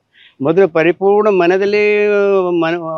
ಮನದಲ್ಲಿ ಪೂರ್ಣ ಅದು ಫಿಗರ್ನ ಇಟ್ಕೊಂಡು ಕಸಿ ಸಂಪೂರ್ಣ ಸೂಕ್ತ ಅನ್ಸ್ಲಿಕ್ಕಂದ್ರೆ ಮನಸ್ಸಿಗೆ ತೃಪ್ತಿ ಆಯ್ತಂದ್ರೆ ಅದನ್ನೇ ಪೇಪರ್ದಲ್ಲಿ ಡೈರೆಕ್ಟ್ ಹಾಕ್ಬಿಡ್ತಿದ್ದ. ಆ ಡೈರೆಕ್ಟ್ ಹಾಕಿನಿಂತ ನೋಡಿ ಸೂಕ್ತ ಅನ್ನಿಸ್ತಂದ್ರೆ ಅದು ಫೈನಲ್ ಮಾಡಿಬಿಡ್ತಿದ್ವಿ. ರಫ್ ಸ್ಕೆಚ್ ಏನು ಮಾಡ್ಕೊಂಡಿಲ್ಲ, ರಫ್ ಸ್ಕೆಚ್ ಹಾಕ್ತಿದ್ರು ಅವರು. ರಫ್ ಸ್ಕೆಚ್ ಹಾಕ್ತಿದ್ರು ಅದರಲ್ಲಿ ಸ್ವಲ್ಪ ತಿದ್ದುಪಡಿ ಮಾಡ್ಕೊಂಡು ಅದನ್ನು ಫೈನಲ್ ಮಾಡಿಬಿಡ್ತೀವಿ. ಬಟ್ ನೀವು ನಿಮ್ಮ ಪೇಂಟಿಂಗನ್ನು ಕಲಿಕೆಯ ಆರಂಭದ ದಿನಗಳಿದ್ವಲ್ಲ, ಅವಾಗ ಏನು ಉದ್ದೇಶ ಇತ್ತು ಅದು ನಿಮ್ಮ ಪೇಂಟಿಂಗ್ ಕಲಿಬೇಕಂತ ಅನ್ನೋದು? ಯಾಕೆ ಪೇಂಟಿಂಗ್ ಕಲಿಬೇಕು ಅನ್ನಿಸ್ತು ನಿಮ್ಗೆ? ನಾನು ಬಾಲ್ಯ ಹಿಡ್ಕೊಂಡು ಇದು ಚಿತ್ರಕಲೆ ಬಗ್ಗೆ ಅಭಿರುಚಿ ಹುಡ್ತಿದ್ದು ಸಣ್ಣ ಹಿಡಿದ್ರು. ಸುಮಾರು 5ನೇ ತರಗತಿ ಇದ್ದಾಗೆ ನಾನು ಏನು ಮಾಡಿದ್ದು ಒಂದು ವಿಶ್ವೇಶ್ವರ ನಮ್ಮ ರಾಧಾಕೃಷ್ಣ ಒಂದು ಸ್ಕೆಚ್ ಹಾಕಿದ್ವಿ. ಅದು ನೋಡಿ ನಮ್ಮ ತಂದೆ ತಾಯಿಯವರು ಭಾಳ ಸಂತೋಷ ಪಟ್ಕೊಂಡ್ರು. ಅದ್ರ ಇಷ್ಟು ಸಣ್ಣ ಎಷ್ಟು ಚೆನ್ನಾಗಿ ಮಾಡಿದಪ್ಪ ಅಂತ ಹೇಳಿ ಅದ್ರ ಜೊತೆಗೆ ನಮ್ಮ ಅಣ್ಣ ತಮ್ಮದು ಸಂತೋಷ ಪಟ್ಟರು. ಇದನ್ನು ಅವರಿಂದ ಪ್ರೋತ್ಸಾಹ ಕೊಟ್ಟರು ನನಗಿದು. ಪ್ರೋತ್ಸಾಹ ಕೊಡೋದ್ರಿಂದ ನನ್ನ ಕಲೆನ ಅದ್ರಿಗೆ ಬೆಳೀತಾ ಹೋಯ್ತು. ಈಗ ಬೆಳೀತಾ ಹೀಗಂದ್ರೆ ಮುಂದೆ ಏನೋ ಅಂದ್ರೆ ನಾನು ಮುಂದೆ 7ನೇ ತರಗತಿ ಇದ್ದಾಗ ಒಂದು ಪ್ರೈಮರಿ ಸ್ಕೂಲ್ದಾಗ ಒಂದು ವಾರ್ಷಿಕ ಉತ್ಸವ ಅಂತ ಮಾಡಿದ್ರು ಅವರು. ಅದ್ರಲ್ಲಿ ಏನು ಮಾಡಿದ್ರು ಅಂದ್ರೆ ಎಲ್ಲರಿಗೆ ಆ ಒಂದು ದಿವಸ ಪ್ರತಿಯೊಬ್ಬ ವಿದ್ಯಾರ್ಥಿ ಒಂದೊಂದು ವಿಷಯ ತಗೊಂಡು ಅವರೇ ಪಾಠ ಬೋಧನೆ ಮಾಡಬೇಕು ಅಂತ ಒಂದು ಪೀರಿಯಡ್ ಒಂದು ಸಂದರ್ಭ ಮಾಡಿದ್ರು. ಆ ಸಂದರ್ಭದಲ್ಲಿ ನನ್ನ ಕಲೆಯನ್ನು ನೋಡ್ಕೊಂಡು ನನ್ನ ಡ್ರಾಯಿಂಗ್ ಟೀಚರ್ ಅಂತ ನಂಗೆ ಅಪಾಯಿಂಟ್ ಕೊಟ್ಟರು. ನನ್ನ ಪೀರಿಯಡ್ ಬಂದರೆ ನಾನು ಡ್ರಾಯಿಂಗ್ ಹೇಳ್ತಿದ್ದರು. ಡ್ರಾಯಿಂಗ್ ಹೇಳಿದಾಗ ಅದು ಇನ್ನು ಅವರು ಆಗಿಂದ ಪಂಚಾಯತ್ DC ಅವರು DDP ಅವರು ಎಲ್ಲ ಬಂದ ವೀಕ್ಷಣೆ ಮಾಡಿದಾಗ ಎಷ್ಟು ಚೆನ್ನಾಗಿ ಬಂದ ಅಂತ ತಿಳಿಸಿ ಅದಕ್ಕೆ ಬಹುಮಾನ ಕೊಟ್ಟರು. ಇದು ನನಗೇನು ಅನ್ನಿಸ್ತಂದ್ರೆ ಚಿತ್ರಕಲೆಯಲ್ಲಿ ಶಿಕ್ಷಕನಾಗಿ ಕೆಲಸ ಯಾಕೆ ಮಾಡಿದ್ರು ನಂಗೆ ಒಳ್ಳೇದಾಗ್ತದಲ್ಲ, ಸಮಾಜಕ್ಕೆ ಒಂದು ಒಳ್ಳೆಯ ಮರ ಕೊಟ್ಟಿಂಗ್ ಆಗ್ತದೆ ಅಂತೇಳಿ ಮುಂದೆ ಶಿಕ್ಷಕ ವರ್ತಿ ಸೇರಿಸ್ಕೊಂಡು ಅದನ್ನೇ ಮಾಡ್ಕೊಂಡು. ಬಟ್ ಈಗ ಶಿಕ್ಷಕ ಆಗೋದಕ್ಕಾಗಿ ಬೇಕಾಗಿರುವ ತರಬೇತಿ ಅಂತಿತ್ತಲ್ಲ, ಅದನ್ನೆಲ್ಲಿ ತಗೊಂಡ್ರಿ? ಅದನ್ನು 10ನೇ ಕ್ಲಾಸ್ ತರಗತಿಯಲ್ಲಿ ಪಾಸ್ ಆಗಿ ನಂತರ ಮುಂದೆ ಹೈಯರ್ ಎಜುಕೇಶನ್ ಮಾಡ್ಬೇಕಂತ ಗುಲ್ಬರ್ಗಕ್ಕೆ ಹೋದ್ರು. ನಾನು ಕಲಬುರಗಿಯಲ್ಲಿ ಹೋಗಿ JS ಖಂಡೇರಾವ್ ಅವರ ನಮ್ಮ ಗುರುಗಳರವರು ಅವರು ideal fine art institute open ಮಾಡಿದ್ರು. ಅದರಲ್ಲಿ 4 ವರ್ಷ ತರಗತಿಯನ್ನು ತಗೊಂಡು ಮುಂದೆ ಡಿಪ್ಲೊಮಾ ಫೈನಲಲ್ಲಿ 2ನೇ ರ್ಯಾಂಕ್ನಲ್ಲಿ ಪಾಸ್, ಕರ್ನಾಟಕ ಸ್ಟೇಟ್ನಲ್ಲಿ 2ನೇ ರ್ಯಾಂಕ್ ಪಾಸ್ ಆಗುತ್ತೆ. 2ನೇ ರಿಸಲ್ಟ್ ಬಂದಿದ ನಂತರ ಕರ್ನಾಟಕ KRA ಸಂಸ್ಥೆಯವರು ಅವ್ರು ಏನು ಮಾಡೋದು ನಂದು ರಿಸಲ್ಟ್ ನೋಡ್ಕಸಿ ನನಗೆ ಅಪಾಯಿಂಟ್ಮೆಂಟ್ ಕೊಟ್ಟರು. ಕರ್ನಾಟಕ ಹೈಸ್ಕೂಲ್ ರ್ಯಾಂಕ್ ಟೀಚರ್ಗೆ ಅಪಾಯಿಂಟ್ಮೆಂಟ್ ಕೊಟ್ಟರು. ಅವಾಗ 1973 ನಂದು ಜಾಯ್ನ್ ಆದಲ್ಲಿ. ಈಗ ನಿಮಗೆ ಖಂಡೇರಾವ್ ಸರ್ ಏನೇನು ಕಲಿಸಿದ್ರು? ಖಂಡೇರಾವದಲ್ಲಿ ಭಾಳಷ್ಟು ಸಬ್ಜೆಕ್ಟ್ ಹೇಳ್ತಾರೆ. ಹಿಸ್ಟ್ರಿ ಆರ್ಟ್ನ ಹೇಳ್ತಿದ್ರು. ಅದ್ರ ಜೊತೆಗೆ ಸ್ಕೆಚ್ ಯಾವ ರೀತಿಲಿ ಹಾಕಬೇಕು, ಕಲರ್ಸ್ ಯಾವ ರೀತಿ ಕೊಡಬೇಕು ಅದು ಭಾವನೆ ಹೇಳ್ಕೊಡ್ತಿದ್ರು. ಲ್ಯಾಂಡ್ಸ್ಕೇಪ್ ಯಾವ ರೀತಿಲಿ ಮಾಡಬೇಕು ಅಂತ ಹೇಳ್ತಿದ್ರು. ಪೋರ್ಟ್ರೇಟ್ ಪೇಂಟಿಂಗ್ಸು, ಲೈಫ್ ಪೇಂಟಿಂಗ್ಸ್ ಯಾವ ರೀತಿಲಿ ಮಾಡಬೇಕು ಅಂತ ಹೇಳ್ತಿದ್ರು. ಸ್ಟಿಲ್ ಲೈಫ್ ಯಾವ ರೀತಿ, ಹಿಂಗೆಲ್ಲ ಒಂದೊಂದು ವಿಂಗ್ ಆಗಿ ಒಂದೊಂದು ಸಬ್ಜೆಕ್ಟ್ಗಳು ತೆಗೆದುಕೊಂಡು ಅವ್ರು ಹೇಳೋದು ಬೋಧನೆ ಮಾಡ್ತಾರೆ. ಅಕಾಡೆಮಿಕ್ ಆದ ಕಲಿಕೆ ಎಲ್ಲ ಪೂರ್ತಿ ಅಲ್ಲೇನೆ ಆಯ್ತು. ನಿಮಗೆ ಖಂಡೇರಾವ್ ಅಲ್ಲದೆ ಬೇರೆ ಯಾರು ಟೀಚರ್ಸ್ ಇದ್ರು? ಬೇರೆ ಯಾರು ನಮ್ಮ ಗುಲ್ಬರ್ಗ, ಬೆಂಗಳೂರದ ಧಾರವಾಡಕ್ಕೆ ನಾನು ಫೈನಲ್ ಎಕ್ಸಾಮ್ ಕೊಡ್ಲಿಕ್ಕೆ ಹೋಗಿದಾಗ ಅಲ್ಲಿ ದಂಡಾವತಿ ಮಠ ಅಂತ ನಂಗೆ ಗುರುಗಳು ಭೇಟಿ ಆದ್ರು. ಅಲ್ಲಿ ಸುಮಾರು 1 ತಿಂಗಳ ಅವ್ರ ಹತ್ತಿರ ಹೋದ್ರಿ ಅವರು. ದಂಡವತಿ ಮಠರು ಮತ್ತಿಟ್ಟು ಇದಕ್ಕಿಂತ ಸೂಕ್ಷ್ಮವಾಗಿ ಅದು ನಮ್ದು ಕಲೆ ಬಗ್ಗೆ ಮುಂಬೈನಾಗ ಇರ್ತಿದ್ರು ದಂಡವತಿ ಮಠರು. ಮುಂಬೈನಾಗ ಇರ್ತಿದ್ರು. ಮುಂಬೈಲ ರಿಟೈರ್ಮೆಂಟ್ ಆಗಿ ಧಾರವಾಡ ಮನೆಯಲ್ಲಿ ಅಲ್ಲೇ ಇದ್ರು ಅವರು. ಅಲ್ಲಿ ಬಂದು ಉಳ್ಕೊಂಡ್ರು, ಧಾರವಾಡಕ್ಕೆ ಉಳ್ಕೊಂಡ್ರು. ಸ್ವಂತ ಮನೆ ಇತ್ತು ಅವ್ರದ್ದು. ನಾನು ಅವ್ರ ಮನೆಗೆ ಹೋಗ್ತಿದ್ದೆ ಸ್ವಲ್ಪ ಬೆಳಿಗ್ಗೆ ಸುಮಾರು 10 ಗಂಟೆ ಸುಮಾರಿಗೆ 1-2 ತಾಸು ಅವ್ರು ಕೂಡಿಸ್ಕೊತಿದ್ದೆ. ಅವ್ರು ಹೇಳ್ಕೊಡ್ತಿದ್ರು, ಈಗ ನೋಡಪ್ಪ ಹೀಗೆ ಬೇಕು, ಹೀಗೆ ಬೇಕು, ಈ ಥರ ಬೇಕು, ಪ್ರತಿಯೊಂದು ಸಬ್ಜೆಕ್ಟ್ ಹಿನ್ನೆಲೆ ಬೇಕು ಅಂದ್ರೆ ಎಲ್ಲ ವಿಷಯಗಳು ಅವ್ರಿಗೆ ಸಹಸ್ತಾರು ಬಿಡಿಸಿ ಹೇಳ್ಕೊತ ಬರೋದ್ರಿಂದ ನಂಗೆ ಮತ್ತಿಟ್ಟು ಅದ್ರ ಬಗ್ಗೆ ಸ್ವಲ್ಪ ಜ್ಞಾನೋದಯ. ನಿಮಗೆ ಕಲಿಸಿದ ಟೀಚರ್ಗಳು? ನಮ್ಗೆ ಕಲಿಸಿದ ಟೀಚರ್ಸ್ಗಳು ಡ್ರಾಯಿಂಗ್ 8th 9th 10th ಟೀಚರ್ಸ್ಗಳು. ಇಲ್ಲ, ಡ್ರಾಯಿಂಗ್ ನಲ್ಲಿ ಕಲಿಸಿದ್ರೆ ಖಂಡೇರಾವ್ ಒಬ್ಬರೇ ಇದ್ರು. ಬೇರೆ ಯಾರು ಟೀಚರ್ಸ್ ಇರಲಿಲ್ಲ. ಅವ್ರೊಬ್ಬರೇ ಡೀಲ್ ಮಾಡ್ತಿದ್ರು ಎಲ್ಲನೇ ಸಬ್ಜೆಕ್ಟ್ಗಳು. ಅವ್ರೊಬ್ಬರೇ ಹೇಳ್ಕೊಟ್ರು. ಅವರು ಇದರಿಂದ ನಾವು ಮುಂದಕ್ಕೆ ಬಂದ್ಬಿಟ್ಟು. ಬಟ್ ನಿಮಗೆ ಖಂಡೇರಾವ್ ಸರ್ ಅವರ ವರ್ಕ್ಸ್ ನೋಡಿದಾಗ ನಿಮ್ಮ ಮೇಲೆ ಅವ್ರ ವರ್ಕ್ಸ್ ಪ್ರಭಾವ ಆಗಿದೆ ಅಂತ ಅನ್ಸುತ್ತೆ? ಖಂಡೇರಾವ್ ವರ್ಕ್ ನೋಡಿದಾಗ ನಾನು ಹೀಗೆ ಯಾಕೆ ಆಗಬಾರದು, ನಮ್ಮ ಗುರುಗಳದಂಗೆ ನಾನು ಯಾಕೆ ವರ್ಕ್ ಮಾಡಬಾರದು ಮನಸ್ಸಲ್ಲಿ ಬರ್ತಿತ್ತು. ಅದ್ರ ಜೊತೆಗೆ ನಂಗೆ ಏನಾಯ್ತಿತ್ತು ಇನ್ನೊಬ್ಬ ಅಂದರೆ SM ಪಂಡಿತರದು ಪೇಂಟಿಂಗ್ ನೋಡ್ತಿದ್ದೆ ನಾನು, ರಾಜರವಿವರ್ಮ ಪೇಂಟಿಂಗ್ ನೋಡ್ತಿದ್ದೆ. ಇವೆಲ್ಲ ನೋಡ್ಕೊಂಡು ಅಂದರೆ ನಾನು ಈ ಥರ ದೊಡ್ಡ ಕಲಾಗಾರನಾಗಿ ಯಾಕೆ ಪರಿವರ್ತನೆ ಆಗಬಾರ್ದು ಮನಸ್ಸಲ್ಲಿ ಇಟ್ಕೊಂಡು ಕಸಿ ಇದನ್ನೇ ಮುಂದುವರ್ಸ್ಕೊಂಡು ಹೋಗ್ಬೇಕಂತ ತಿಳಿಸಿ ಚಿತ್ರಕಲೆಯನ್ನೇ ಅವ್ರು ಹೇಳ್ಕೊಂಟದ ಮಾರ್ಗದಲ್ಲೇ ನಾನು ಮುಂದುವರ್ಸ್ಕೊಂಡು. ಈಗ ನೀವು 72-73ರಲ್ಲಿ ನಿಮಗೆ ಪೇಂಟಿಂಗ್ ಕಲಿಯೋದು ಮುಗಿದಾಗ ನೀವು ಟೀಚರ್ ಆಗುವ ಹೊತ್ತಿಗೆ ಕರ್ನಾಟಕದಲ್ಲಿ ನವ್ಯ ಕಲೆ, ಮಾಡರ್ನ್ ಆರ್ಟು ಅಂತೆಲ್ಲ ಬಹಳ ಪ್ರಚಲಿತಕ್ಕೆ ಬರ್ತಾ ಇದ್ದ ಕಾಲ ಅದು. ನೀವು ರಮ್ಯ ಮಾದರಿಯ ಯಾವುದನ್ನ ರೊಮ್ಯಾಂಟಿಕ್ ಅಂತ ಕರಿತೀವಿ, ಯಾವುದನ್ನ ರಿಯಲಿಸ್ಟಿಕ್ ಅಂತ ಕರಿತೀವಿ, ರೊಮ್ಯಾಂಟಿಕ್ ರಿಯಲಿಸಮ್ ಕಡೆಗೆ ಹೋಗ್ಬೇಕಂತ ಯಾಕೆ ಅನಿಸ್ತು? ರಿಯಲಿಸ್ಟಿಕ್ ಅಂದ್ರೆ ಇತಿಹಾಸ ಪರಂಪರೆ ಬಂದಿದೆ. ಹೈ ಇತಿಹಾಸ, ಭಾರತೀಯ ಇತಿಹಾಸ ಪರಂಪರೆ ಬಂದಿದೆ ಅದು. ಈಗಿಂತ ಅಲ್ಲದು, ಸುಮಾರು ವರ್ಷದ ಆದಿಮಾನವ ಅಂದಿನ ಹಿಡಿದು ಪ್ರಾರಂಭ ಬಂದಿದಂತ ಈ ಕಲಾ ಅದು. ಇದನ್ನೇ ನಾನು ಏನು ಮಾಡಿದೆ ಅಂದ್ರೆ ಮೂಲತಃ ತಳಹದಿ ಏನು ಕಲೆ ಅದ ಅದನ್ನೇ ಹಿಡ್ಕೊಂಡು ಹೋಗ್ಬೇಕನ್ನ ನಾನು ವಿಚಾರ ಇಟ್ಕೊಂಡಿದ್ದೆ. ತಳಹದಿ ಹಿಡ್ಕೊಂಡು ಕಷ್ಟೇ ಮುಂದೆ ನಾವು ಹೆಂಗೆ ಬೇಕಾದ್ರೆ ಚೇಂಜ್ ಆಗ್ಬೋದು, ಏನು ದೊಡ್ಡ ಮಾತ್ರ. ಅದು ಪರಿಪೂರ್ಣ ಇದರಲ್ಲಿ ನಾವು ಆಳವಾಗಿ ಸ್ಟಡಿ ಮಾಡಿದಾಗ ಮಾತ್ರ ನಾವು ಮುಂದೆ ಯಾಕಂಡು ಹೋಗಕ್ಕೆ ಬರ್ತದೆ ತಿಳ್ಕೊಂಡು ರಿಯಲಿಸ್ಟಿಕ್ ವರ್ಕನ್ನೇ ನಾವು ಕೈಯಲ್ಲಿ ಹಿಡ್ಕೊಂಡೆ. ರಿಯಲಿಸ್ಟಿಕ್ ವರ್ಕ್ದಲ್ಲಿ ಏನಾದ್ರೆ ಇದರಲ್ಲಿ ಏನದ ಅಂದರೆ ಆಗಿನ ಸಂದರ್ಭದ ಹಾವಭಾವನೆ ಸಬ್ಜೆಕ್ಟ್ ವಿಷಯ ಬಗ್ಗೆ ಗುರ್ತಾಗ್ತದೆ, ಅವರ ಹಾವಭಾವ ಗುರ್ತಾಗ್ತದೆ, ಯಾವ ಸಂದರ್ಭದಲ್ಲಿ ಪೇಂಟಿಂಗ್ಸ್ ಮಾಡಿವಿ ಎಂಬುದು ಅದನ್ನು ಗುರ್ತಾಗ್ತದೆ. ಅದೇ ನಾನು ಮಾಡರ್ನ್ ಆರ್ಟ್ ಈ ಕಡೆ ಬಂದ್ವಿ ಅಂದ್ರೆ ನವ್ಯ ಕಲೆಯಲ್ಲಿ ಬಂದ್ವಿ ಅಂದ್ರೆ ಅದರದ್ದು ಮೆಥಡೇ ಬೇರೆ ಅದ, ಅದೊಂದು ಥೀಮ್ಸೇ ಬೇರೆ ಅದ, ಅದು ಇತಿಹಾಸ ಬೇರೆ ಅದ. ಅದು ನಂಗೆ ಯಾಕೋ ನನ್ನ ದೃಷ್ಟಿಯಲ್ಲಿ ನಂಗೆ ಸೂಕ್ತ ಅನಿಸ್ಲಿಲ್ಲ. ಇದು ರಿಯಲಿಸ್ಟಿಕ್ ನಾನೇ ಮುಂದುವರ್ಸ್ಕೊಂಡು ಹೋಗ್ಬೇಕು, ಇದು ರಿಯಲಿಸ್ಟಿಕ್ ಕಲೆಯನ್ನು ಆದಷ್ಟು ಜನರಿಗೆ ಹೇಳ್ಕೊಡ್ಬೇಕು ಅನ್ನೋ ವಿಚಾರ ಇಟ್ಕೊಂಡು ಇದನ್ನೇ ಮುಂದುವರ್ಸ್ಕೊಂಡು ಹೋಗ್ತೀವಿ. ಈಗ 73ರಿಂದ 2006ರವರೆಗೆ ಟೀಚರ್ ಆಗಿದ್ರಿ, ಡ್ರಾಯಿಂಗ್ ಕಲಿಸ್ತಿದ್ರಿ. ಏನನ್ನು ಕಲಿಸ್ತಿದ್ರಿ ಮಕ್ಕಳಿಗೆ? ಡ್ರಾಯಿಂಗಲ್ಲಿ ಅದರಲ್ಲಿ ಹೆಚ್ಚಾಗಿ ನಮ್ಮ ಒಂದು ಟೈಮ್ ಟೇಬಲ್ ಬರ್ತಿದ್ರು. DDP ಆಫೀಸಿಂದ ಸಬ್ಜೆಕ್ಟ್ ಇಷ್ಟು ಹೇಳಬೇಕಂತ ಇಷ್ಟು ಹಿಂಗಿತ್ತು. ಅದರಲ್ಲಿ ಹೆಚ್ಚಾಗಿ ಮೆಮೊರಿ ಡ್ರಾಯಿಂಗು, ಜಾಮೆಟ್ರಿಕಲ್ ಡ್ರಾಯಿಂಗು ಮತ್ತು ಸ್ಟಿಲ್ ಲೈಫು ಇಂಥವೆಲ್ಲ ಕೆಲವು ಪಾಯಿಂಟ್ಸ್ಗಳು ಹೇಳ್ತಿದ್ದು, ಅದನ್ನೇ ವರ್ಕ್ ಮಾಡ್ತಿದ್ದೀವಿ. ಬಟ್ ಆ ಟೈಮ್ನೊಳಗೆ ಅಂದರೆ ಟೀಚರ್ ಆಗಿ ಕ್ಲಾಸ್ ರೂಮ್ನ ಬಾಕಿ ಏನು ಆ್ಯಕ್ಟಿವಿಟೀಸ್ ಮಾಡ್ತಿದ್ರಿ? ಬಾಕಿ ಏನು ನಮ್ಮ ನಾನು ಯಾಕೆ ಈ ಪ್ರಶ್ನೆ ಕೇಳ್ತಾ ಇದ್ದೀನಿ ಅಂತಂದರೆ, ಈ ಪೇಂಟಿಂಗ್ ನೀವು ಮುಂದೆ ಒಂದು ಪೇಂಟಿಂಗ್ಗಳ ಸರಣಿ ಮಾಡಲಿದೆ ಅಂತ ಒಂದು ಯೋಚನೆ ಇತ್ತ ನಿಮ್ಮ ತಲೆಯಲ್ಲಿ? ಅವಾಗ ಸರಣಿ ಬೇಕಿನ ಯೋಜನೆ ಇದ್ದಿಲ್ಲ ನಮಗೆ.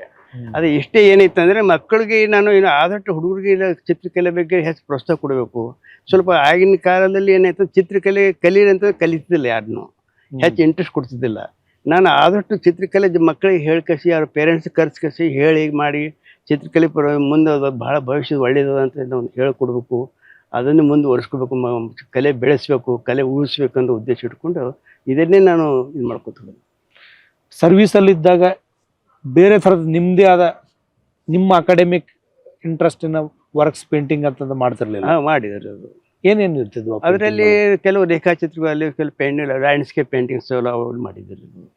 ಹೆಚ್ಚಾಗಿ ಲ್ಯಾಂಡ್ಸ್ಕೇಪ್ ಮಾಡಿದ್ರು. ಕೆಲವು ಲೈಫ್ ಪೋರ್ಟ್ರೇಟ್ ಪೇಂಟಿಂಗ್ಗಳು ಏನಂತಂದ್ರೆ ಜನರು ಅವರು ತಂದು ಕೊಡ್ತಿದ್ರು ಪೋರ್ಟ್ರೇಟ್ ಪೇಂಟಿಂಗ್ಗಳು, ಅವು ಮಾಡ್ತಿದ್ವಿ, ಕಮಿಷನ್ ವರ್ಕ್ ಮಾಡ್ತಿದ್ವಿ. ಆದರೆ ಅದ್ರ ಜೊತೆಗೆ ನನಗೆ ಇಂಟ್ರೆಸ್ಟ್ ಎಲ್ಲಿ ಬಂತಂದ್ರೆ ಬಸವನವ್ರ ಬಗ್ಗೆ, ಶರಣರ ಬಗ್ಗೆನೇ ಹೆಚ್ಚಾಗಿ ವರ್ಕ್ ಮಾಡೋಕೆ ಪ್ರಾರಂಭ ಮಾಡಿದ್ರು. ಯಾಕೆ ಇದು ಬರಲೇ ಕಾರಣ ಅಂದರೆ ನಮ್ಮ ತಂದೆಯವರು ಹಾಗಾಗಿ ಹೇಳ್ತಿದ್ರು, ಶರಣರದು ಹೆಚ್ಚು ಮಾಡ್ಕೋತ ಹೋಗಿ, ಶರಣ ಹೆಚ್ಚು ಮಾಡೋದ್ರಿಂದ ನಾನು ಹೆಚ್ಚಾಗಿ ಶರಣರ ಬಗ್ಗೆ ನಾನು ಮುಂದುವರ್ಸ್ಕೊಂಡು ಹೋಗ್ಬಿಟ್ಟು. ಬಟ್ ಈ ಪೇಂಟಿಂಗ್ಗಳಲ್ಲಿ 125ರಲ್ಲಿ ಒಂದಾದ್ಮೇಲೆ ಒಂದು ಚರಿತ್ರೆಯ ಒಂದು ಪಟಗಳ ತರ ಒಂದಾದ್ಮೇಲೆ ಒಂದು ಘಟನೆಗಳು ಬರ್ತಾ ಹೋಗ್ತವೆ. ಮಧ್ಯೆ ಮಧ್ಯೆ ನಿಮ್ಮ ಈ ಪೇಂಟಿಂಗ್ಗಳಲ್ಲಿ 125ರಲ್ಲಿ ಬಸವಣ್ಣನವರ ಆಧ್ಯಾತ್ಮಿಕತೆ ಮತ್ತು ತಾತ್ವಿಕತೆಯನ್ನ ವಿಜುವಲೈಸ್ ಮಾಡೋ ಪ್ರಯತ್ನ ಕೂಡ ಇದೆ. ಬರೀ ಜೀವನ ಚರಿತ್ರೆ ಅಂತ ಹೇಳಲಿಕ್ಕಾಗಲ್ಲ ನಾವು ಇದನ್ನ. ಆ ಯೋಚನೆ ಬಂದದ್ದು ಹೇಗೆ? ಈಗ ಇಷ್ಟಲಿಂಗದ ಬಗ್ಗೆ ಇರ್ಬೋದು, ಬೆರಗಿನ ಬಗ್ಗೆ ಇರ್ಬೋದು, ಶೂನ್ಯದ ಬಗ್ಗೆ ಇರಬಹುದು, ಆ ಥರದ ಒಂದು ಪರಿಕಲ್ಪನಾತ್ಮಕ ಯಾವುದನ್ನ ಅಷ್ಟಾವರಣ ಪಂಚಾಚಾರದ ಪರಿಕಲ್ಪನೆಗಳಲ್ಲಿ ಬರುವ ಬಸವಣ್ಣನವರ ಪರಿಕಲ್ಪನಾತ್ಮಕ ಐಡಿಯಾಸ್ ಇದ್ವಲ್ಲ, ವಿಚಾರಗಳಿದ್ವಲ್ಲ, ಧೋರಣೆಗಳಿದ್ವಲ್ಲ, ಅವುಗಳನ್ನ ಬಣ್ಣಕ್ಕೆ ತರಬೇಕಂತ ಅನಿಸಿದ್ದು. ಆ್ಯಕ್ಚುಲಿ ನಾನು ಅಂದರೆ ಬಸವನವರು ಮೂಲತಃ ಸಮಾಜ ಕೊಟ್ಟಂತ ಏನಂದ್ರೆ ಇಷ್ಟಲಿಂಗ ಪರಿಕಲ್ಪನೆ, ಇದು ವಚನ ಸಾಹಿತ್ಯ. ಈ ವಚನ ಸಾಹಿತ್ಯ ಇಷ್ಟಲಿಂಗ ಪರಿಕಲ್ಪನೆ ಏನು ಕೊಟ್ಟಿದ್ರು ಅಂದ್ರೆ ಅವರು ಅದನ್ನೇ ನಾವು ಸ್ವಲ್ಪ ಆಳವಾಗಿ ಸ್ಟಡಿ ಮಾಡಿದ್ರು.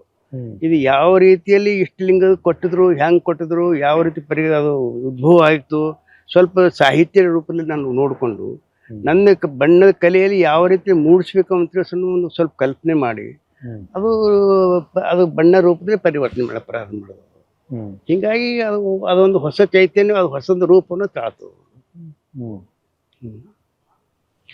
ಬಟ್ ನೀವು ಈ ಚಿತ್ರ ಮಾಡುವಾಗ ಮಧ್ಯೆ ಮಧ್ಯೆ ಇದು ನನ್ನ ಕಡೆಯಿಂದ ಆಂಗಲ್ ಅಂತ ಅನಿಸ್ತಿತ್ತು ನಿಮ್ಗೆ, ಅದನ್ನ ಭಾಳ ಸಲ ಅಂತಿದ್ರಿ. ಅದು ಮಧ್ಯದಲ್ಲಿ ಆಗ್ಲಿಕ್ಕೆ ಕಾರಣ, ಬಿಡ್ಲಿಕ್ಕೆ ಕಾರಣ ಅಂದರೆ ಅವ್ರ ಇತಿಹಾಸ ನಂಗೆ ಸರಿಯಾಗಿ ಸಿಗ್ತಿದ್ದಿಲ್ಲ, ನಿರಾಶೆ ಆಗ್ತಿತ್ತು. ಕೆಲವು ಸಂದರ್ಭದಲ್ಲಿ ಇದೇನಪ್ಪ ಇದು ಅದು ಯಾಕೆ ಹೀಗೆ ಆಗ್ತಿತ್ತು ಅಂದ್ರೆ ನಾನು ಕೆಲವು ಜನರಿಗೆ ಹೋಗಿ ಭೇಟಿ ಮಾಡಿ ಕೇಳ್ತಿದ್ದಾರೆ, ಸ್ವಾಮಿಗಳಿಗಾಗಲಿ ಸಾಹಿತ್ಯಗಳಿಗಾರು ಕೇಳಿದಾಗ ಇಲ್ರಿ ಇದು ಹಿಂಗೆ ಬೇಕು, ಇದು ಈ ಥರ ಬೇಕು, ಅವ್ರ ಜೀವನ ಚರಿತ್ರೆ ಹಿಂಗಿಲ್ಲದೆ ಬೇರೆ ಥರದ ಒಂದು ಜೀವನ ಚರಿತ್ರೆ ಅಂತ ಹಿಂಗೆ ಹೋದ್ರಿಗೆ ನಿರಾಶೆ ಆಗ್ತಿತ್ತು. ಇದೇನಪ್ಪ ಇದು ಒಬ್ಬರು ಒಂದು ಸರಿಯಾಗಿ ಹೇಳೋದಿಲ್ಲಲ್ಲ, ಇದು ವಚನ ವಚನ ಸಾಹಿತ್ಯ ಸತ್ಯದನೋ ಏನು ಅವ್ರ ಜೀವನ ಚರಿತ್ರೆ ಗ್ರಂಥಗಳು ಸತ್ಯದನೋ ನಾವು ಸ್ವಲ್ಪ ಇದಾಗಿ ಬೇಸರಾಗಿ ಬಿಟ್ಬಿಡ್ತಿದ್ದವು. ಏನಪ್ಪ ಇದು ಬಿಟ್ಬಿಡೋಣ ಇದು ಸದ್ಯಕ್ಕೆ ಅಂತ ಅದು ಬಿಟ್ಟರು ಮನಸ್ಸು ಸಮಾಧಾನ ಆಯ್ತಿದ್ದಿಲ್ಲ. ಒಳಗಡೆ ಚೈತನ್ಯ ಜಾಗೃತ ಆಯ್ತಿತ್ತು, ಇನ್ನು ಮಾಡಬೇಕು ಅನ್ನೋದು ಚೈತನ್ಯ ಉದ್ಭವ ಆಗ್ತಿತ್ತು. ಆದ್ರೆ ಮತ್ತೆ ಅದ್ರ ಬಗ್ಗೆ ಸ್ವಲ್ಪ ಆಳವಾಗಿ ವಿಚಾರ ಮಾಡಿ ಅರೆ ಇದು ಸೂಕ್ತದಲ್ಲ ಅಂತ ಮತ್ತೆ ಅದ್ರ ಕೈ ತಗೊಂಡ್ಬಿಡ್ತೀವಿ. ದಿನಚರಿ ಹೆಂಗಿತ್ತು ಈ ಪೇಂಟಿಂಗ್ಗಳು ಮಾಡುವಾಗ? ದಿನಚರಿ ನಾವು ಬೆಳಗ್ಗೆ ಎದ್ದು ಸ್ನಾನ ಮಾಡಿಕೊಂಡು ಸ್ಕೂಲ್ ಹೋಗಿ ಬಂದ್ಬೇಕು, ಡ್ಯೂಟಿ ರಿಟೈರ್ಮೆಂಟ್ ಆಗಿರ್ಬೇಕು, ಬೆಳಗ್ಗೆ ಸ್ನಾನ ಮಾಡಿಕೊಂಡು ಸ್ವಲ್ಪ ಲೈಟಾಗಿ ನಾಷ್ಟ ಮಾಡಿಕೊಂಡು ಕೂತ್ಕೊಂಡ್ಬಿಡ್ತಿದ್ದೆ. ಸುಮಾರು 2 ಗಂಟೆ ತನಕ ಹಾಗೆ ಕುಂತ್ಬಿಡ್ತಿದ್ದೆ, ವರ್ಕ್ ಮಾಡ್ಕೊತ. ಅದು ಹೊರಗಡೆ ಬರ್ತಿದ್ದಿಲ್ಲ ನನಗೆ. ನಮ್ದು ಇದು ಬಿಟ್ಟು ಅದು ಎಲ್ಲಿವರೆಗೆ ನಂಗೆ ತೃಪ್ತಿ ಆಗುವವರೆಗೆ ನಾನು ಅದು ಹೊರಗಡೆ ಬರ್ತಿಲ್ಲ. ಅದು ಆಗಿದ ನಂತರ ಮತ್ತೆ ಒಂದು ತಾಸು 2 ತಾಸು ರೆಸ್ಟ್ ಮಾಡಿಕೊಂಡು ಮತ್ತು ಏನೋ ಒಂದು ಮತ್ತೆ ಕಲ್ಪನೆ ಬರ್ತಿತ್ತು, ಮತ್ತೆ ಹೋಗಿ ವರ್ಕ್ ಮಾಡ್ತಿದ್ದೆ. ಈ ಥರ ಮಾಡೋದ್ರಿಂದ ಸುಮಾರು ನನಗೆ ರಾತ್ರಿ ಒಂದೊಂದ್ಸಲ ರಾತ್ರಿ 8-10 ಆಗ್ತಿತ್ತು.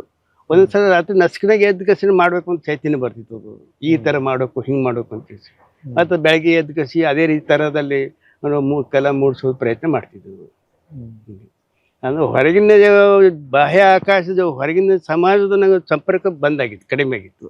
ಯಾರ ಜೊತೆಗೆ ಮಾತಾಡೋದು ಕಡಿಮೆ ಆಗಿತ್ತು, ಯಾರ ಜೊತೆ ಬುಕ್ಸ್ ಓದೋದು ಕಡಿಮೆ ಆಗಿತ್ತು, ಕಲೆಯಲ್ಲಿ ಅಲ್ಲೇ ಮಗ್ನ ಆಗ್ಬಿಟ್ಟಿದ್ದೆ. ಹೀಗಾಗಿ ಸಮಗ್ರ ಬಸವಣ್ಣವರ ಜೀವನ ಚರಿತ್ರೆ ಉದ್ಭವ ಆಯಿತು. ಈಗ ಬಣ್ಣಗಳ ಆಯ್ಕೆನಲ್ಲಿ ಏನು ವಿಶೇಷ ಆಯ್ಕೆ ಮಾಡ್ಕೊಂಡ್ರು? ಬಣ್ಣಗಳ ಆಯ್ಕೆ ಅಂದ್ರೆ ಅವ್ರ ಇತಿಹಾಸದಲ್ಲಿ ಹೆಚ್ಚಾಗಿ ಅಂದ್ರೆ ಬಿಳಿ ಬಟ್ಟೆಗಳು ಹಾಕೊಳ್ಳೋ ಧರಿಸ್ಬೇಕಂತ ಕೆಲವು ಇತಿಹಾಸಗಳು ಬಂದ್ಬಿಡ್ತಾವೆ. ಇದು ವಿಚಾರ ಇಟ್ಕೊಂಡು ಕಸಿ ಶರಣರನ್ನ ಆದಷ್ಟು ಹೆಚ್ಚಾಗಿ ಬಿಳಿ ಬಟ್ಟೆ ತೊಗೊಂಡು ಕಸಿ ಆದಷ್ಟು ನಮ್ಮ ಹಿಂದೂ ಧರ್ಮದ ಪರಂಪರೆ ಬಣ್ಣಗಳನ್ನ ಯೂಸ್ ಮಾಡ್ತೀವಿ. ಈ ಉದಾಹರಣೆ ಕೆಂಪುದಾಗಲಿ, ಹಸಿರು, ನೀಲಿ ಇವೆಲ್ಲ ಇರ್ತೀವಿ, ಬಣ್ಣ ಇರ್ತದೆ. ಇದನ್ನೇ ಸ್ವಲ್ಪ ಹಿನ್ನೆಲೆ ಭಾಗದಲ್ಲಿ ಉಪಯೋಗ ಮಾಡಿಕೊಂಡು ಮುನ್ನ ಭಾಗದಲ್ಲಿ ಕೇಸರಿ ಬಣ್ಣ, ಬಿಳಿ ಬಣ್ಣ ತೊಗೊಂಡು ಕಸಿ ಅದು ಅವ್ರು ಮಾಡ್ಕೊತಿದ್ರು. ಅಂದ್ರೆ ಏನಾಯ್ತು ಅಂದ್ರೆ ಆಗಿನ ಕಾಲಕ್ಕೆ ಶರಣರು ಅಂದರೆ ಹೆಚ್ಚಾಗಿ ಮಹತ್ವ ಕೊಡೋದು ಬಿಳಿ ಬಟ್ಟೆಗಳು, ನಂತರ ಕಾಯಿ ಬಟ್ಟೆಗಳು, ನಂತರ ಯೆಲ್ಲೋ ಕಲರು, ಬೇರೆ ಬೇರೆ ಕಲರ್, ಹಿಂಗೆ ಸ್ಟೆಪ್ ಬೈ ಸ್ಟೆಪ್ ಇತ್ತು. ಇದನ್ನೇ ಇಟ್ಕೊಂಡು ಕಸಿ ನಾನು ಬಣ್ಣಗಳನ್ನು ಬಳಸ್ಕೋದು. ನಿಮ್ಮ ಪೇಂಟಿಂಗ್ಗಳನ್ನು 2 ರೀತಿಯಿಂದ ವರ್ಗೀಕರಣ ಮಾಡ್ಕೋಬೋದು. ಒಂದು ಪೇಂಟಿಂಗ್ ಅನ್ನ ತಗೊಂಡ್ರೆ ಅದನ್ನು 2 ರೀತಿಯಿಂದ ನೋಡ್ಲಿಕ್ಕೆ ಸಾಧ್ಯ ಇದೆ. ಒಂದು, ಅದರಲ್ಲಿ ಬರುವ ಹ್ಯೂಮನ್ ಫಿಗರ್ಸ್, ಹ್ಯೂಮನ್ ಎಲಿಮೆಂಟ್ಸ್. ಅದರಲ್ಲಿ ಬಸವಣ್ಣ ಇರ್ಬೋದು, ಅವನ ತಂದೆ ತಾಯಿ, ಅವನ ಹೆಂಡತಿ, ಕುಟುಂಬ ಪರಿವಾರ, ಜೊತೆಗಿರೋರು, ಅಲ್ಲಿರುವ ವ್ಯಕ್ತಿಗಳ ಭಾವಗಳನ್ನ ಒಳಗೊಂಡ ಭಾವಚಿತ್ರಗಳು ರೇಖೆಗಳಲ್ಲಿ ಆಗಿ ಬಣ್ಣಗಳಾಗಿ ಕನ್ವರ್ಟ್ ಆಗ.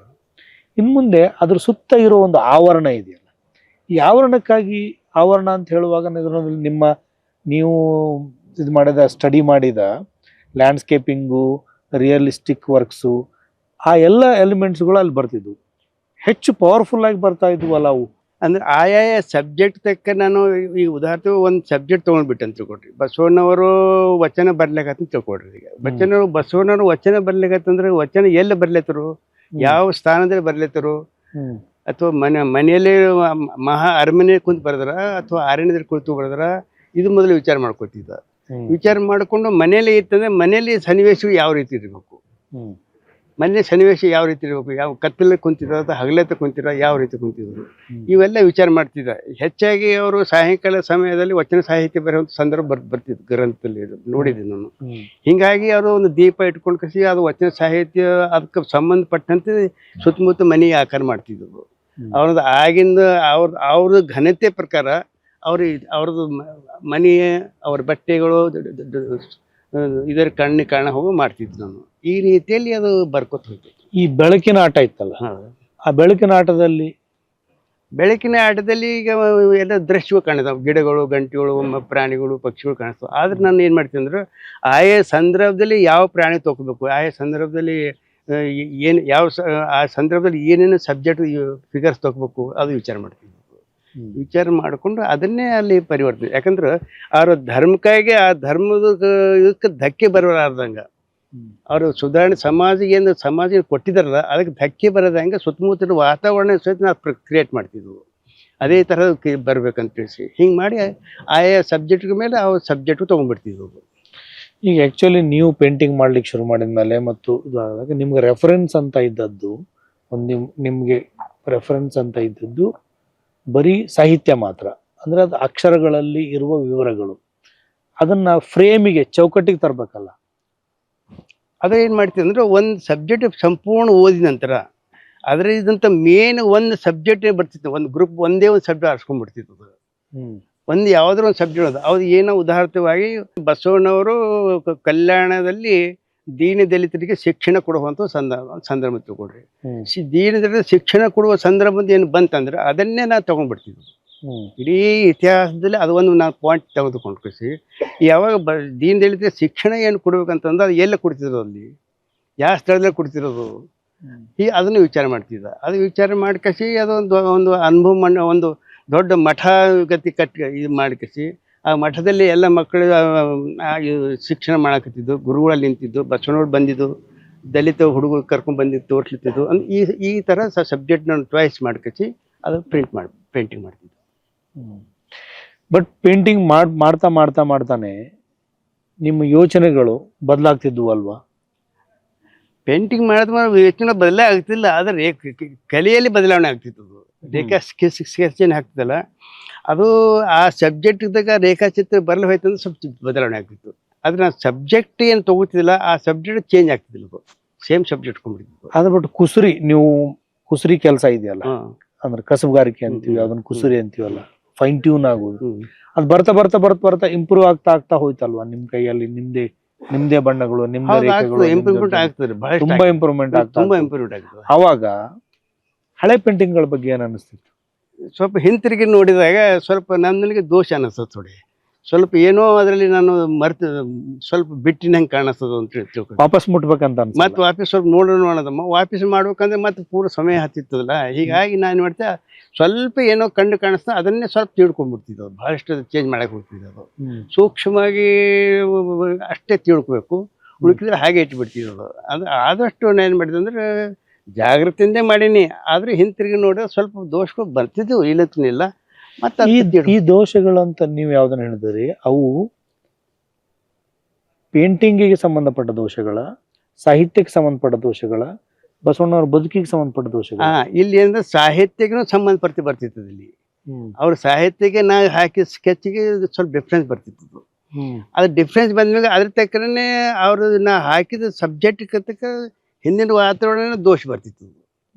ಇದು ನೋಡ್ಕೊಳ್ತಿದ್ವಿ, ಅರೇ ಇದು ತಪ್ಪದಲ್ಲ, ಸುಧಾರಣೆ ಮಾಡ್ಕೊಳ್ಬೇಕಲ್ಲ ಅಂತ. ಪೂರ್ತಿ ಇದು ಬೇಡ ಅಂತ ಬಿಟ್ಟಿದ್ದು ಯಾವ್ದು? ಒಂದು 4-5 ಬಿಟ್ಟಿರೋದು, ಅವ್ರ ರೀತಿ ಬಿಟ್ಟಿನ 4-5 ಒಂದು 5 ಬಿಟ್ಟಿರೋದು. ಉದಾಹರಣವಾಗಿ ಹೇಳ್ಬೇಕಾದ್ರೆ ಈಗ ಬಸವಣ್ಣವರು ಎಲ್ಲ ವಿವಾಹ ಆಗಿ ನಂತರ ಮಂಗಲ ಒಡೆಗೆ ಬರುವ ಸಂದರ್ಭದಲ್ಲಿ ಒಬ್ಬ ಸೈನಿಕನು ಒಬ್ಬ ಕರಪತ್ರ ತಂದು ಕೊಡ್ತಾನೆ, ಮಂಗಲ ಒಡೆಗೆ ಕರ್ನಿಕನಾಗಿ ಹೋಗ್ರಿ ಅಂತ ತಿಳಿಸಿ. ಆ ಸಂದರ್ಭ ನಾ ಏನು ಮಾಡೀನಿ ಅಂದರೆ ಬಸವಣ್ಣವರು ಸ್ವಲ್ಪ ಫೇಸ್ ಜರ ಗಂಭೀರವಾಗಿ ಒಂದು ಇದ್ರಲ್ಲಿ ತೊಗೊಂಡಿನಿ. ನಂತರ ಅವ್ರು ಕೊಡೋ ಸಂದರ್ಭ ತೊಗೊಂಡಿನಿ. ಆದರೆ ಹಿಂಸೆ ನಾನು ಏನು ಮಾಡೋದು, ಬಸವಣ್ಣವರು ಆ ರೀತಿಯಲ್ಲಿ ಗಂಭೀರ ತೊಗೊಬಾರ್ದಲ್ಲ ಐತಲ್ಲ, ತಪ್ಪಾಯ್ತಲ್ಲ ಇದು. ಸ್ವಲ್ಪ ಅಂದ್ರೇನು ಏಟ್ ಹಸಿರುಮುಖವಾಗಿ ತೊಗೋಬೇಕಾಯ್ತಲ್ಲ ಅಂದ್ರೆ ಈ ಸಂದರ್ಭ ಮತ್ತು ಮುಖ ಚೇಂಜ್ ಮಾಡ್ಬೇಕಂದ್ರೆ ಸಂಪೂರ್ಣ ಅದು ಪೇಂಟಿಂಗ್ ತೆಗಿಬಿಡ್ಬೇಕು, ಪೂರ ಚೇಂಜ್ ಮಾಡ್ಬೇಕು ಮತ್ತು ಹೊಸದು ಮಾಡ್ಬೇಕು. ಅಂದ್ರೆ ಅವ್ರ ಭಾವನೆಗೆ ಧಕ್ಕೆ ಬರಬಾರ್ದು, ಅವ್ರ ತತ್ವಕ್ಕೆ ಧಕ್ಕೆ ಬರಬಾರ್ದು. ಇವೆಲ್ಲ ತೆರೆ ಇಟ್ಕೊಂಡು ಮಾಡ್ತಿದ್ರು.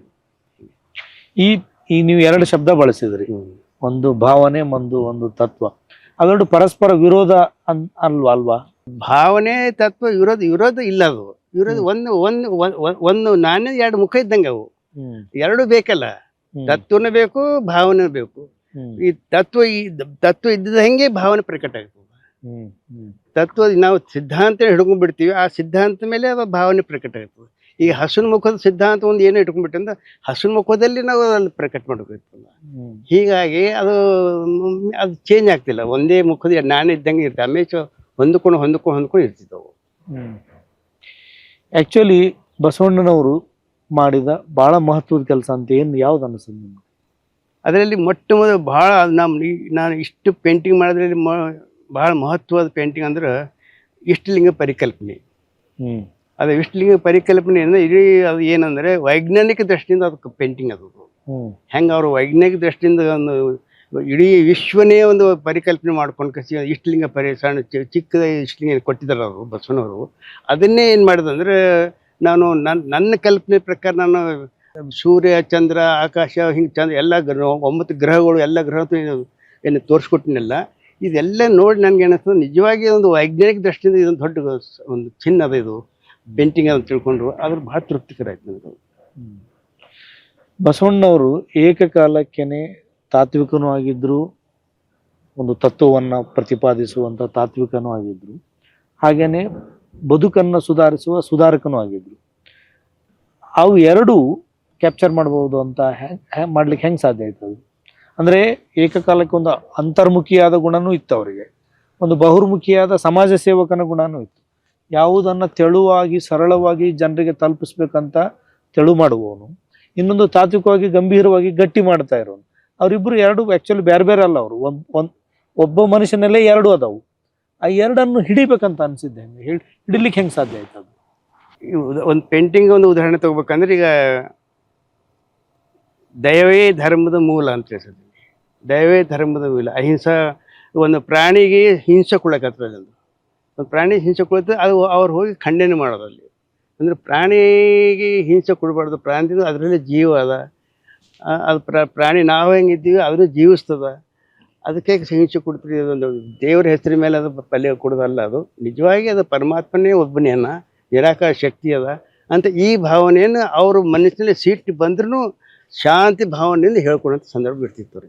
ಇಲ್ಲಿ ಏನಾಗ್ತದೆ ಅಂದರೆ ಇಲ್ಲಿ ಸ್ವಲ್ಪ ಒಂದು ಧರ್ಮದ ವಿರುದ್ಧ ಇದು ಇತ್ತು ಅವ್ರ ಒಂದು ಅಲ್ಲಲ್ಲಿ ಕಲ್ಲಲ್ಲಿ ಇತ್ತು. ಆದ್ರೂ ಸಹಿತ ಸಮಾಜಕ್ಕೆ ಒಂದು ಶಾಂತಿ ರೂಪದ ಹೇಳ್ಕೊಡುವಂಥದ್ದು ಸಿಚುವೇಶನ್ ಅವ್ರು ಮೂಡಿಸಿ ತಂದ್ರಲ್ಲಿ ಅಂಥ ಒಂದು ಪೇಂಟಿಂಗ್ ಮಾಡಿದ್ವಿ. ಈಗ ಈ ಪೇಂಟಿಂಗ್ಗಳಲ್ಲಿ ಬಸವಣ್ಣ ನಾಯಕ ಹೀರೋ ಅಂತ ಇದ್ದೇ ಇದ್ದಾರೆ. ಬಸವಣ್ಣನ ಬಗ್ಗೆ ಮಾತ್ರ ಇಲ್ಲ ಈ ಪೇಂಟಿಂಗ್ಗಳು, ಮತ್ತೆ ಬೇರೆ ಯಾರ್ಯಾರ ಬಗ್ಗೆ ಇದಾವೆ? ಬಸವಣ್ಣನ ಬದುಕನ್ನು ಹೇಳ್ತಾವು, ಅದು ಮಾಡೋದು. ಅದಲ್ದೇನೆ ಅಲ್ಲಿ ಅಲ್ಲಮ್ಮನ ಬಗ್ಗೆ ಪೇಂಟಿಂಗ್ ಇದೆ, ಅಕ್ಕನ ಬಗ್ಗೆ ಇದ್ದಾವೆ, ಅಜಗಣ್ಣನ ಬಗ್ಗೆ ಇದ್ದಾರೆ. ಸೊ ಇವರೆಲ್ಲರೂ ಯಾಕೆ ಇಂಪಾರ್ಟೆಂಟ್ ಅಂತ ಅನಿಸ್ತು ಇದರಲ್ಲಿ? ಯಾಕಂದ್ರೆ ಬರೀ ಬಸವಣ್ಣ ಮುಖ್ಯ ಅಲ್ವಾ ನಮ್ಗೆ? ಏನಂದ್ರೆ ಬಸವಣ್ಣ ಜೀವನ ಚರಿತ್ರೆಯಲ್ಲಿ ಎಲ್ಲ ಶರಣರು ಆಯಾ ಸಂದರ್ಭದಲ್ಲಿ ಬರ್ತಾರೆ ಅವರು.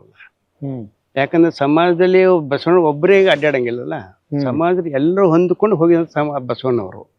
ಹೀಗಾಗಿ ಏನಾಯ್ತಂದ್ರೆ ಬಸವಣ್ಣವ್ರ ಕಾಲದಲ್ಲಿ ಮೊಟ್ಟ ಮೊದಲು ಸಿಕ್ಕಿದಂಥದ್ದು ಶಿವಶರಣ ಹರಳಿಯನವರು, ಅಂಬಿಗೆರೆ ಚೌಡಯ್ಯನವರು. ಇವರು ಆಯಾ ಸಂದರ್ಭದಲ್ಲಿ ಅವ್ರ ಘಟನೆ ಸಿಗ್ತಾರೆ ಅವರೆಲ್ಲ. ಶಿವಶರಣ ಹರಳಿಯ ಸಿಲೆ ಕಾರಣದಿಂದ ಬಸವಣ್ಣವರು ಲಗ್ನ ಆಗಿಬೇಕ, ಗಂಗಾಂಬಿ ಜೊತೆ ಲಗ್ನ ಆಗಿಬೇಕ ಒಂದು ಹರಿಜನ ವಾಡಿಯಲ್ಲಿ ಹೋಗಿಸಿ ಅವ್ರ ಜೊತೆ ಚರ್ಚೆ ಮಾಡಿ ಸಮಾಜ ಬಗ್ಗೆ ಸುಧಾರಣೆ ಬಗ್ಗೆ ಹೇಳಿದಾಗ ಅವ್ರು ಇವ್ರ ಜೊತೆಗೆ ಸಂಪರ್ಕ ಬಂತದ್ದು. ಹೀಗೆ ಸಂಪರ್ಕ ಬಂದಾಗ ಕೊನೆವರೆಗೆ ಅವ್ರ ಜೊತೆಗೆ ಇರ್ತದೆ. ಅದೇ ರೀತಿ ಅಂಬಿಗರ ಚೌಡಯ್ಯ ಆಗಲಿ, ದೊಹವಾರಿ ಕಕ್ಕರ್ ಆಗಲಿ, ನಗಮಾರಿ ತಂದೆ ಆಗಲಿ, ಬಹುರೂಪಿ ಚೌಡಯ್ಯವರಾಗಲಿ, ಈ ಥರ ಎಲ್ಲ ಶರಣರು ಸುಮಾರು 770 ಶರಣರು ಅವ್ರ ಜೊತೆ ಸಂಪರ್ಕ ಬಂತದ್ವಿ. 770 ಶರಣರು ಆಯಾ ಬೇರೆ ಬೇರೆ ಕಾಯಕದಲ್ಲಿ ಮಾಡೋಂಥ ಸಂದರ್ಭ. ಇವರೆಲ್ಲರೂ ತಮ್ಮ ಕಾಯಕ ಮಾಡ್ಕೊಂಡು ಇವ್ರ ಜೊತೆ ಸಂಪರ್ಕ ಇಡ್ತಿದ್ರು. ಯಾಕೆ ಇರ್ತದೆ, ಚರ್ಚೆ ಮಾಡೋ ಅನುಭವ ಮಟ್ಟ ಚರ್ಚೆ ಮಾಡೋ ಸಂದರ್ಭ ಬರ್ತಿತ್ತು. ಅಥವಾ ಅದು ಮಹಾಮನೆಯಲ್ಲಿ ದಾಸು ಆಗಿನಂತ ಚರ್ಚೆ ಮಾಡೋ ಸಂದರ್ಭ ಬರ್ತಿತ್ತು. ಈ ಸಂದರ್ಭದಲ್ಲಿ ಅವರು ಸಂಪರ್ಕ ಅವ್ರ ಜೊತೆ ಹಮೇಶ ಬರ್ತಿತ್ತು. ಈಗ ನೀವು ಈ 770 ಜನರ ರೇಖೆಗಳನ್ನ ಕೂಡ ಬರೆದ್ರಿ. ಅದರ ಪ್ರಯೋಗ ಏನದು? 770 ಮರಗಳ ರೇಖಾಚಿತ್ರಗಳು ಅಂದ್ರೆ ಅದು ಅದರ ಪರಿಣಾಮ ಅಂದ್ರೆ ನನ್ನ ದೃಷ್ಟಿಯಲ್ಲಿ ಇಲ್ಲಿವರೆಗೆ ಯಾರು ಮಾಡಿಲ್ಲ ಅದು. ಮಹಾತ್ಮ ಮಠಾಧೀಶರಾಗಲಿ ಸರ್ಕಾರ ಗೌರ್ಮೆಂಟ್ ಆಗಲಿ ಯಾರೂ ಇಲ್ಲಿವರೆಗೆ ಮಾಡಿಲ್ಲ. ಅದು ಏನಾಯ್ತಂದ್ರೆ ನಮ್ಮ ಮಿತ್ರರಾದ ಶ್ಯಾಮಲಿಂಗ ಜವಳಿಯವರು ಅದು 770 ಅವ್ರದ್ದು ಕಾಯಕ ಅವ್ರ ಕಿರುಪರಿಚಯ ನಂಗೆ ತಂದು ಕೊಟ್ಟರು. ಈ ರೀತಿಯಲ್ಲಿ ಅವ್ರು ಕಾಯಕ ಮಾಡ್ತಿದ್ರು. ಅವ್ರದ್ದು ಕಿರುಪರಿಚಯ ಅಂದ್ರೆ ಅವ್ರ ತಂದೆ ಯಾರು, ತಾಯಿ ಯಾರು, ಅವ್ರು ಎಲ್ಲಿ ಆಯ್ಕೆ ಮಾಡಿದ್ರು, ಎಲ್ಲಿ ಕಾರ್ಯಕ್ಷೇತ್ರ ಯಾವುದಿತ್ತು, ಹಿಂಗೆಲ್ಲ ತಂದು ಕೊಟ್ಟರು. ಅದು ನಾನು ಯಾಕೆ ರೇಖಾಚಿತ್ರದಲ್ಲಿ ಅವ್ರ ಜೀವನ ಚರಿತ್ರೆಯಲ್ಲಿ ಯಾಕೆ ಮಾಡಬಾರ್ದು ಅಂತ ಪರಿಕಲ್ಪನೆ ಮಾಡ್ಕಸಿ ಆ ರೇಖಾಚಿತ್ರದಲ್ಲಿ 770 ಅಮರಗಣ ರೇಖಾಚಿತ್ರ ಮಾಡಿಬಿಟ್ಟಿದ್ರು. ಈಗ 400 ಅಮರ ಗಣಗಳ ರೇಖಾಚಿತ್ರ ಗ್ರಂಥ ಬಿಡುಗಡೆಯಾಗಿ ಹೊರಗಡೆ ತಂದೀವಿ. ಈಗ 370 ನಾವು ಈಗ ಆಲ್ರೆಡಿ ಕಳಿಸ್ಕೊಟ್ಟಿವಿ, ಪ್ರಿಂಟಾಗಿ ಬರ್ತದೆ. ಅಂದರೆ 770 ಅವರವ್ರ ಕಾಯಕದ ಮೇಲೆ ಅದು ರೇಖಾಚಿತ್ರ ಮಾಡಿದ್ವಿ. ಅಂದರೆ ಒಂದು ಸಮಾಜಕ್ಕೆ ಆಗಿನ ಕಾಲಕ್ಕೆ ಈಗಿನ ಪಾರ್ಲಿಮೆಂಟ್ ಇದ್ರಾಗ ಹಂಗೆ ಅನುಭವ ಮಟ್ಟದಲ್ಲಿ ಹಂಗೆ ಪಾರ್ಲಿಮೆಂಟ್ 770 ಶರಣರಿದ್ದರು. ಅವ್ರದ್ದು ಎಲ್ಲರದ್ದು ಕಿರುಪರಿಚಯನ ಹೊರಗಡೆ ಹಾಕ್ಬೇಕಂತ ವಿಚಾರ ಇಟ್ಕೊಂಡು ಹೊರಗಡೆ ಹಾಕ್ಬೇಕು. ಇದನ್ನು ಮಾಡುವಾಗ ಬೇರೆ ಬೇರೆ ಏನು ಯೋಚನೆಗಳು ಬರ್ತಿದ್ವು? ಬೇರೆ ಏನು ಇದು ವಿಚಾರ ಹಿಂಗೆ ಬಂತ್ರಿ. ಬೇರೆ ಬೇರೆ ಅಂದ್ರೆ ಬೇರೆ ನಂಗೆ ಯಾವುದೇ ವಿಚಾರ ಬರಲಿಲ್ಲ. ಶರಣರು ಈ ರೀತಿಯಲ್ಲಿ ಸಮಾಜ ದೊಡ್ಡ ಕೆಲಸ ಮಾಡಿದ್ರೆ ತಾಯಿನ ಜನಾಂಗ ಈ ಮಟ್ಟಿಗೆ ಮಾಡಿದಾರಲ್ಲಪ್ಪ, ಎಷ್ಟು ಈಗಿನ ಆಗಿನ ಜನಾಂಗ ಎಷ್ಟು ಇವರು ದಬ್ಬಾಳಿಕೆನ ಇಡ್ತಿದ್ರಲ್ಲ ಅಂತ ಮನಸ್ಸಲ್ಲೇ ಮೂಡ್ತಿತ್ತದು. ಇಂಥ ಇಷ್ಟು ಅಗದಿ ಭಕ್ತಿ ಭಾವನೆಯಿಂದ ಈ ವ್ಯಕ್ತಿಗಳಿದ್ದಾರೆ ಇವರೆಲ್ಲ. ಅಂದರೆ ಇದರಿಂದ ಏನು ಕಂಡುಬರ್ತದೆ ಅಂದ್ರೆ ಪ್ರತಿಯೊಬ್ಬ ಮಾನವನಲ್ಲಿ ಒಂದು ಚೈತನ್ಯ ಅದವು. ಆ ಚೈತನ್ಯ ಅದು ಸ್ವಲ್ಪ ಅವ್ರಿಗೆ ಸ್ವಲ್ಪ ಅನುಕೂಲ ಆಯ್ತು ಅಂದ್ರೆ ಅದು ಪ್ರಜ್ವಲಿಸ್ತಾರಮ್ಮ ನಂಗೆ ತಲೆಗೆ ಬರ್ತಿತ್ತು. ಅಂದ್ರೆ ಓದು ಬಲ್ಲಾರ ಸಾಹಿತ್ಯ ಬರೋಂಥ ಶರಣರು ಅವ್ರಲ್ಲ. ಇದು ನೋಡ್ಕಸಿ ನಂಗೆ ಇಂಥವ್ರಿಗೆ ಯಾಕೆ ತ್ರಾಸು ಕೊಟ್ಟರು ಒಂದು ಮನಸ್ಸಿನ ಸ್ವಲ್ಪ ಬರ್ತಿತ್ತು. ಈ ವಿಷಾದ, ನೋವು, ಬೇಸರ ಇತ್ತಲ್ಲ, ಇವುಗಳು ಕೂಡ ಪೇಂಟಿಂಗ್ ಮೇಲೆ ಕೆಲಸ ಮಾಡಿದೀವಿ. ರೇಖಾಚಿತ್ರದಲ್ಲಿ ಬಂದವರು ಅಮರ ಗಣಗಳಲ್ಲಿ ಬಂದವರು ಅವರು ರೇಖಾಚಿತ್ರದಲ್ಲಿ. ಅವರು ಒಬ್ಬ ಶರಣರು ಹಿಂಗೆ ತೀರ್ಕೊಂಡಿದಾಗ ಅವ್ರ ಅಕ್ಕ ಬಂದ್ ಕಸಿ ಅಳೋದು, ಅಲ್ಲ ಪ್ರಭುರು ಬಂದ್ ಕಸಿ ಸ್ವಂತ ಇದು ಹೇಳೋದು, ಕೆಲವು ಸಂದರ್ಭ ಬಂದವರು ಅದು. ಅಂದ್ರೆ ಈಗ ಬಸವನ ಜೀವನ ಚರಿತ್ರೆ ಬಂದಿಲ್ಲ, ಇವು ಇದ್ರಾಗ ಬರಲಿಲ್ಲ. ಆದರೆ 770 ಅಮರಗಳಾಗ ಬಂದವಲ್ಲ. ಬಸವಣ್ಣ ಇಂಥದನ್ನು ಮಾಡ್ಲಿಕ್ಕೆ ಆಗ್ಲಿಲ್ಲ ಅಂತ ನಿಮ್ಗೆ ಅನಿಸ್ತಾ ಯಾವ್ದಾದ್ರು? ಅದು ಹಾಗೆ ನಂಗೇನು ಅನಿಸಿಲ್ಲ. ಸುಮಾರು ಅವ್ರು ಮಾಡೋಂಥ ಕಾರ್ಯ ಒಂದೂ ಇಲ್ಲಂಗೂ ನಂಗೆ ಅನ್ನಿಸ್ತದೆ. ನಿಜವಾಗಿ ಒಂದು ಕಾರ್ಯ ಮಾಡೇ ಇಲ್ಲ ಅಂತ ಹೇಳಕ್ ಬರ್ಲಾರಂಗೆ ಏನು ಬಿದ್ದಿಲ್ಲ ಅವ್ರಿಗೆ. ಸಂಪೂರ್ಣವಾಗಿ ಕಾರ್ಯ ಮಾಡಿದಾರೆ ಅವರು. ಪ್ರತಿಯೊಂದು ಫೀಲ್ಡ್ ತಗೊಂಡು ಆ ಫೀಲ್ಡ್ನ ಕೆಲಸ ಮಾಡಿದ್ದಾರೆ. ಅಂದ್ರೆ ಇದು ನಾವು ವಿಚಾರ ಮಾಡ್ಕೊಂಡು ಏನು ಮಾಡ್ದ, ನಿಜವಾಗಿ ಇವರು ಇಷ್ಟು ದೊಡ್ಡ ಕಾರ್ಯ ಮಾಡಿದ್ರೆ ಯಾರನ್ನೋ ಬೇರೆಯವ್ರು ಕಂಪೇರ್ ಮಾಡ್ಕೋತ ಬಂದಿ ನಾನು. ಯಾರಲ್ಲಿ ಆ ಗುಣಗಳು ಕಾಣಲಿಲ್ಲ ನನಗೆ. ಅಲ್ಲಮ್ಮ ಅಕ್ಕಪ್ಪ ಮಾಧವಿ ಎಲ್ಲ ಅವ್ರು ಯಾರಲ್ಲೂ ಕಾಣಲಿಲ್ಲ. ಇಷ್ಟು ಅಲ್ಲದೇ ಬೇರೆ ಬೇರೆ ಬುದ್ಧ ಆಗಲಿ ಅಂಬೇಡ್ಕರ್ ಆಗಲಿ ಬೇರೆ ಬೇರೆ ಯಾರು ತೊಗೊಂಡ್ರಿ ಸಹಿತ ಕಾಣಿಸಿ ಬರಲಿಲ್ಲ ನನಗದು. ಏನಾಗಿ ಎಷ್ಟು ದೊಡ್ಡ ಕ್ರಾಂತಿ ಮಾಡಿರಲ್ಲಪ್ಪ ಸಮಾಜದಾಗ. ಇವರು ದೊಡ್ಡ ಸಮಾಜ ಎಷ್ಟು ಕೊಟ್ಟಿದ್ದಲ್ಲ, ಅವ್ರ ಲೆವೆಲ್ಗೆ ಅವ್ರು ಮಾಡಿರ್ಬೇಕು, ಇಲ್ಲಿಂದ ತಮ್ಮಂಗಿಲ್ಲ. ಅಂದ್ರೆ ಇವ್ರು ಏನು ಮಾಡಿದಲ್ಲ, ಇದು ಭಾಳ ಅದ್ಭುತವಾಗಿ ಕ್ರಾಂತಿ ಮಾಡಿದ ನಂಗೆ ಕಲ್ಪನೆ. ಈ ಶೂನ್ಯ ಅನ್ನೋದು ಕೂಡ ಅಲ್ಲಮ್ಮ ಮತ್ತು ಬಸವಣ್ಣ ಸೇರಿ ಕೊಟ್ಟ ಕಲ್ಪನೆ. ಯಾವುದನ್ನ ಶೂನ್ಯ, ಅಲ್ಲಮ್ಮ ಬಯಲು ಅಂತಾನೆ. ಈ ಬಯಲನ್ನ, ಶೂನ್ಯವನ್ನ ಬಣ್ಣಗಳಲ್ಲಿ, ರೇಖೆಗಳಲ್ಲಿ, ದೃಷ್ಟಿಯಲ್ಲಿ ಹಿಡಿಯುವುದು ಹೇಗೆ? ಅದು ಬರ್ತದೆ.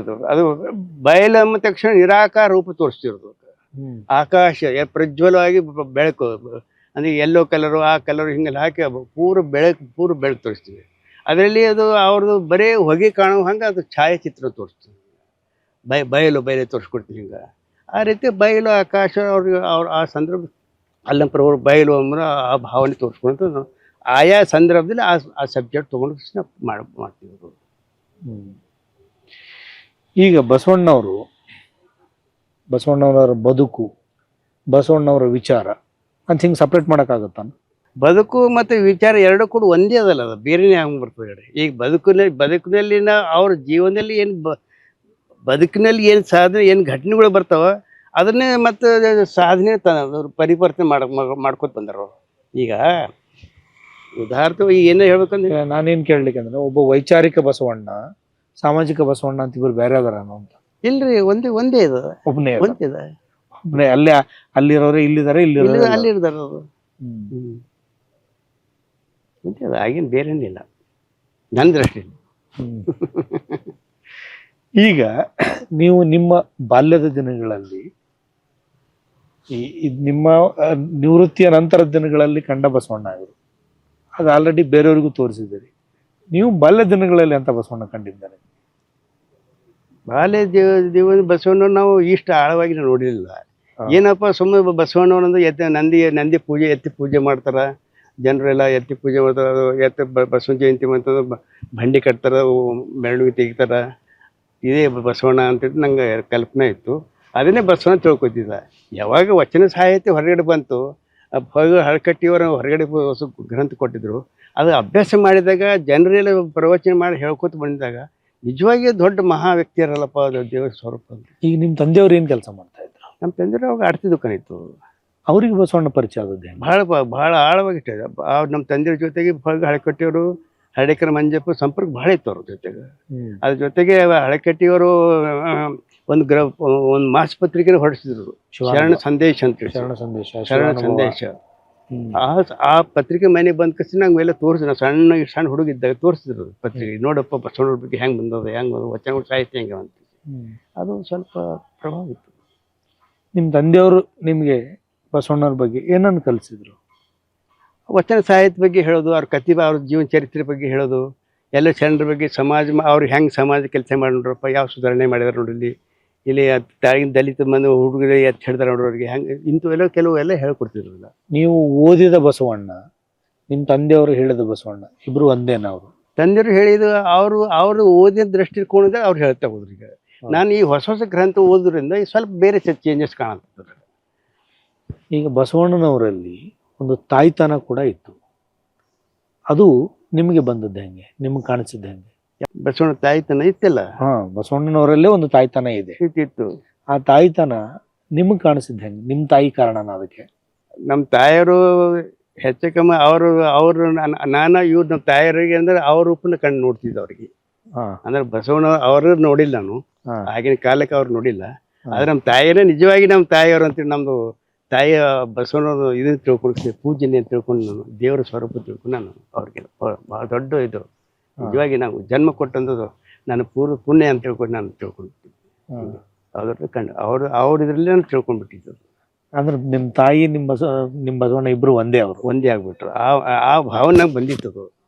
ಅಂದ್ರೆ ತಂದೆ ತಾಯಿನೇ ಒಂದು ಪೂಜ್ಯರು ನನಗೆ ಅಂತ ತಿಳಿಸಿ. ಯಾಕಂದ್ರೆ ಅವ್ರು ನನಗೆ ಜನ್ಮ ಕೊಡಲಿಲ್ಲ, ಇಷ್ಟು ಶಿಕ್ಷಣ ಕೊಡಲಿಲ್ಲ ಅಂದ್ರೆ ಇದ್ರ ಬಗ್ಗೆ ಅರಿವು ಆಗ್ತಿದ್ದು ನನಗಿದು. ಯಾವಾಗ ಅರಿವು ಕೊಟ್ಟರು, ಇಷ್ಟು ಜಾಗೃತಿ ಮಾಡೋದು ಸಮಾಜ ನಾವು ಇದು ಕೊಟ್ಟದಂದ್ರೆ ನಿಜವಾಗಿ ದೇವರ ಸ್ವರೂಪನ ಅಂತ ತಿಳ್ಕೊಳ್ತೀವಿ.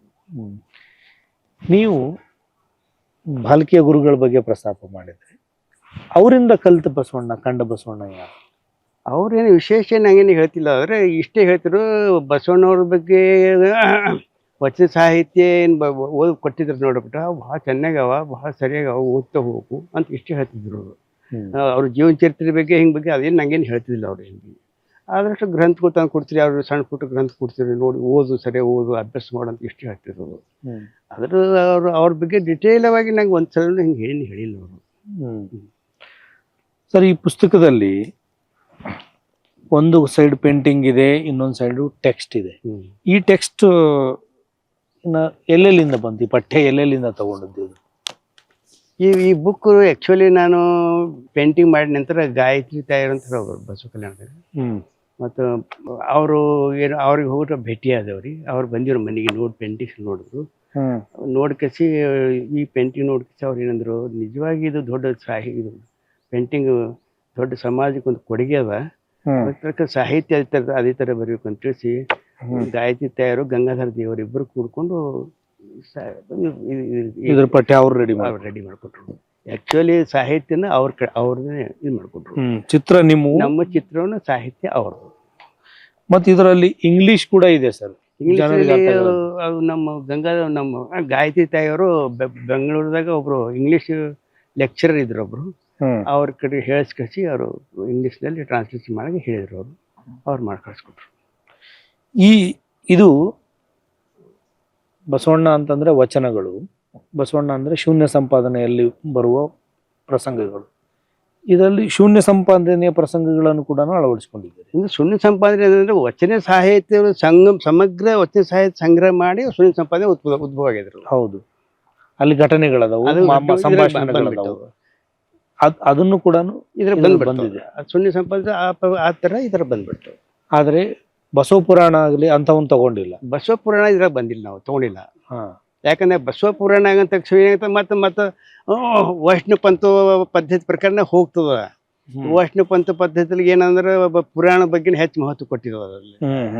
ಹಿಂಗಾಗಿ ವಿಚಾರ ಮಾಡ್ಕೊಂಡು ಬಸವ ಪುರಾಣನು ಒಳ್ಳೇದ ವಿಚಾರ ಅದ. ಆದ್ರೂ ಸಹಿತ ವಚನ ಸಾಹಿತ್ಯನು ಸತ್ಯ ಪ್ರಮಾಣ ತಿಳ್ಕೊಂಡು ಅದನ್ನೇ ಪ್ರಕಟ ಮಾಡ್ಬೋದು. ಇಲ್ಲಿ ಈ ಹರಿಹರನ ಬಸವರಾಜ ದೇವರಗಳನ್ನು ಕೂಡ ರೆಫರ್ ಮಾಡಿಲ್ಲ. ಓದಿನ ಅಷ್ಟೇ, ನಾ ರೆಫರ್ ಮಾಡಿಲ್ಲ. ಯಾಕಂದ್ರೆ ಅವ್ರದ್ರೆ ಹೆಚ್ಚಾಗಿ ಪುರಾಣಗಳ ಆಧಾರ ಮೇಲೆ ಕೆಲವು ಬಂದವಲ್ಲ, ಅಲ್ಲಿ ಬಹಳಷ್ಟು ಬಂದವಲ್ಲ ಹರಿಹರದವರು. ಸೊ ಅಂದ್ರೆ ನೀವು ಪೌರಾಣಿಕ ಬಸವಣ್ಣನನ್ನ ಬಿಡುಗಡೆ ಮಾಡಿ ಐತಿಹಾಸಿಕ ಬಸವಣ್ಣನನ್ನ ಹಿಡಿದಿಡುವ ಕೆಲಸ ಮಾಡಿದ್ದೀವಿ. ಅದೇ, ಯಾಕಂದ್ರೆ ಪೌರಾಣಿಕ ಮತ್ತೆ ನಾವು ಹಳೆ ಪದ್ಧತಿ ಹೋಗಿದಂಗೆ ಆಗ್ತದ. ಅದು ಬೇಡ ಅಂತ ತಿಳ್ಕೊಂಡು ಈಗಿನ ಸಮಾಜಕ್ಕೆ ಅವ್ರಿಗೆ ಏನು ಬೇಕಾಗಿದೆ, ನಮ್ಗೆ ಈಗ ಸಮಾಜಕ್ಕೆ ಏನು ಸುಧಾರಣೆ ಏನು ಬೇಕಾಗಿದೆ ನಮ್ಗೆ, ಆ ಮೂಢನಂಬಿಕೆನ ಹೊಡೆದಾಕ್ಬೇಕು, ಹೊಸತಂತ ತರಬೇಕಂತ ಸಮಾಜ ಅವ್ರು ಕೊಟ್ಟಿದ್ರಲ್ಲ, ಅದನ್ನೇ ನಾವು ಎತ್ತಿ ತೋರಿಸ್ಬೇಕು, ಸಮಾಜಕ್ಕೆ ತೋರಿಸ್ಕೊ ಜನ ಜಾಗೃತಿ ಆಗ್ತದೆ ಅಂತ ಉದ್ದೇಶ ಇಟ್ಕೊಂಡು ಈಗಿನ ಇದು ತಗೊಂಡ್ ಕಷ್ಟ ನಾವು ಪೇಂಟಿಂಗ್ ಮಾಡಿದ್ವಿ. ಮುಂದೇನ್ ಪ್ಲಾನ್ ಇದೆ ಸರ್ ನೆಕ್ಸ್ಟ್? ಇದು ಮುಂದೆ ಈಗ ನೋಡ್ರಿ, ಈಗ ನಿಮ್ಮ ಎಕ್ಸಿಬಿಷನ್ ಮಾಡಿದ್ರಿ, ಗ್ಯಾಲರಿ ಮಾಡಿದ್ರಲ್ಲ, ಅದರ ಪ್ರತಿಕ್ರಿಯೆ ಹೆಂಗಿದೆ ಸಮಾಜ? ಈಗ ನಾನು ಆ್ಯಕ್ಚುಲಿ ಏನಂದ್ರೆ ಬಸವಣ್ಣವ್ರ ಜೀವನ ಚರಿತ್ರೆ ಪೇಂಟಿಂಗ್ ಮಾಡಿದ ನಂತರ ಒಂದು ಆರ್ಟ್ ಗ್ಯಾಲರಿ ಮಾಡ್ಕೊಂಡು ಒಂದು ಅಪೇಕ್ಷೆ ಇತ್ತು. ನಮ್ಮ ಮಕ್ಕಳೆಲ್ಲ ಕೂಡ್ಕೊಂಡು ಆರ್ಟ್ ಗ್ಯಾಲರಿ ಮಾಡಿದ್ರು. ಈ ಆರ್ಟ್ ಗ್ಯಾಲರಿ ಆಗಿಂತ ಒಂದು ಸೀಮಿತ ಆಗಿರ್ತದೆ ಇಲ್ಲಿ.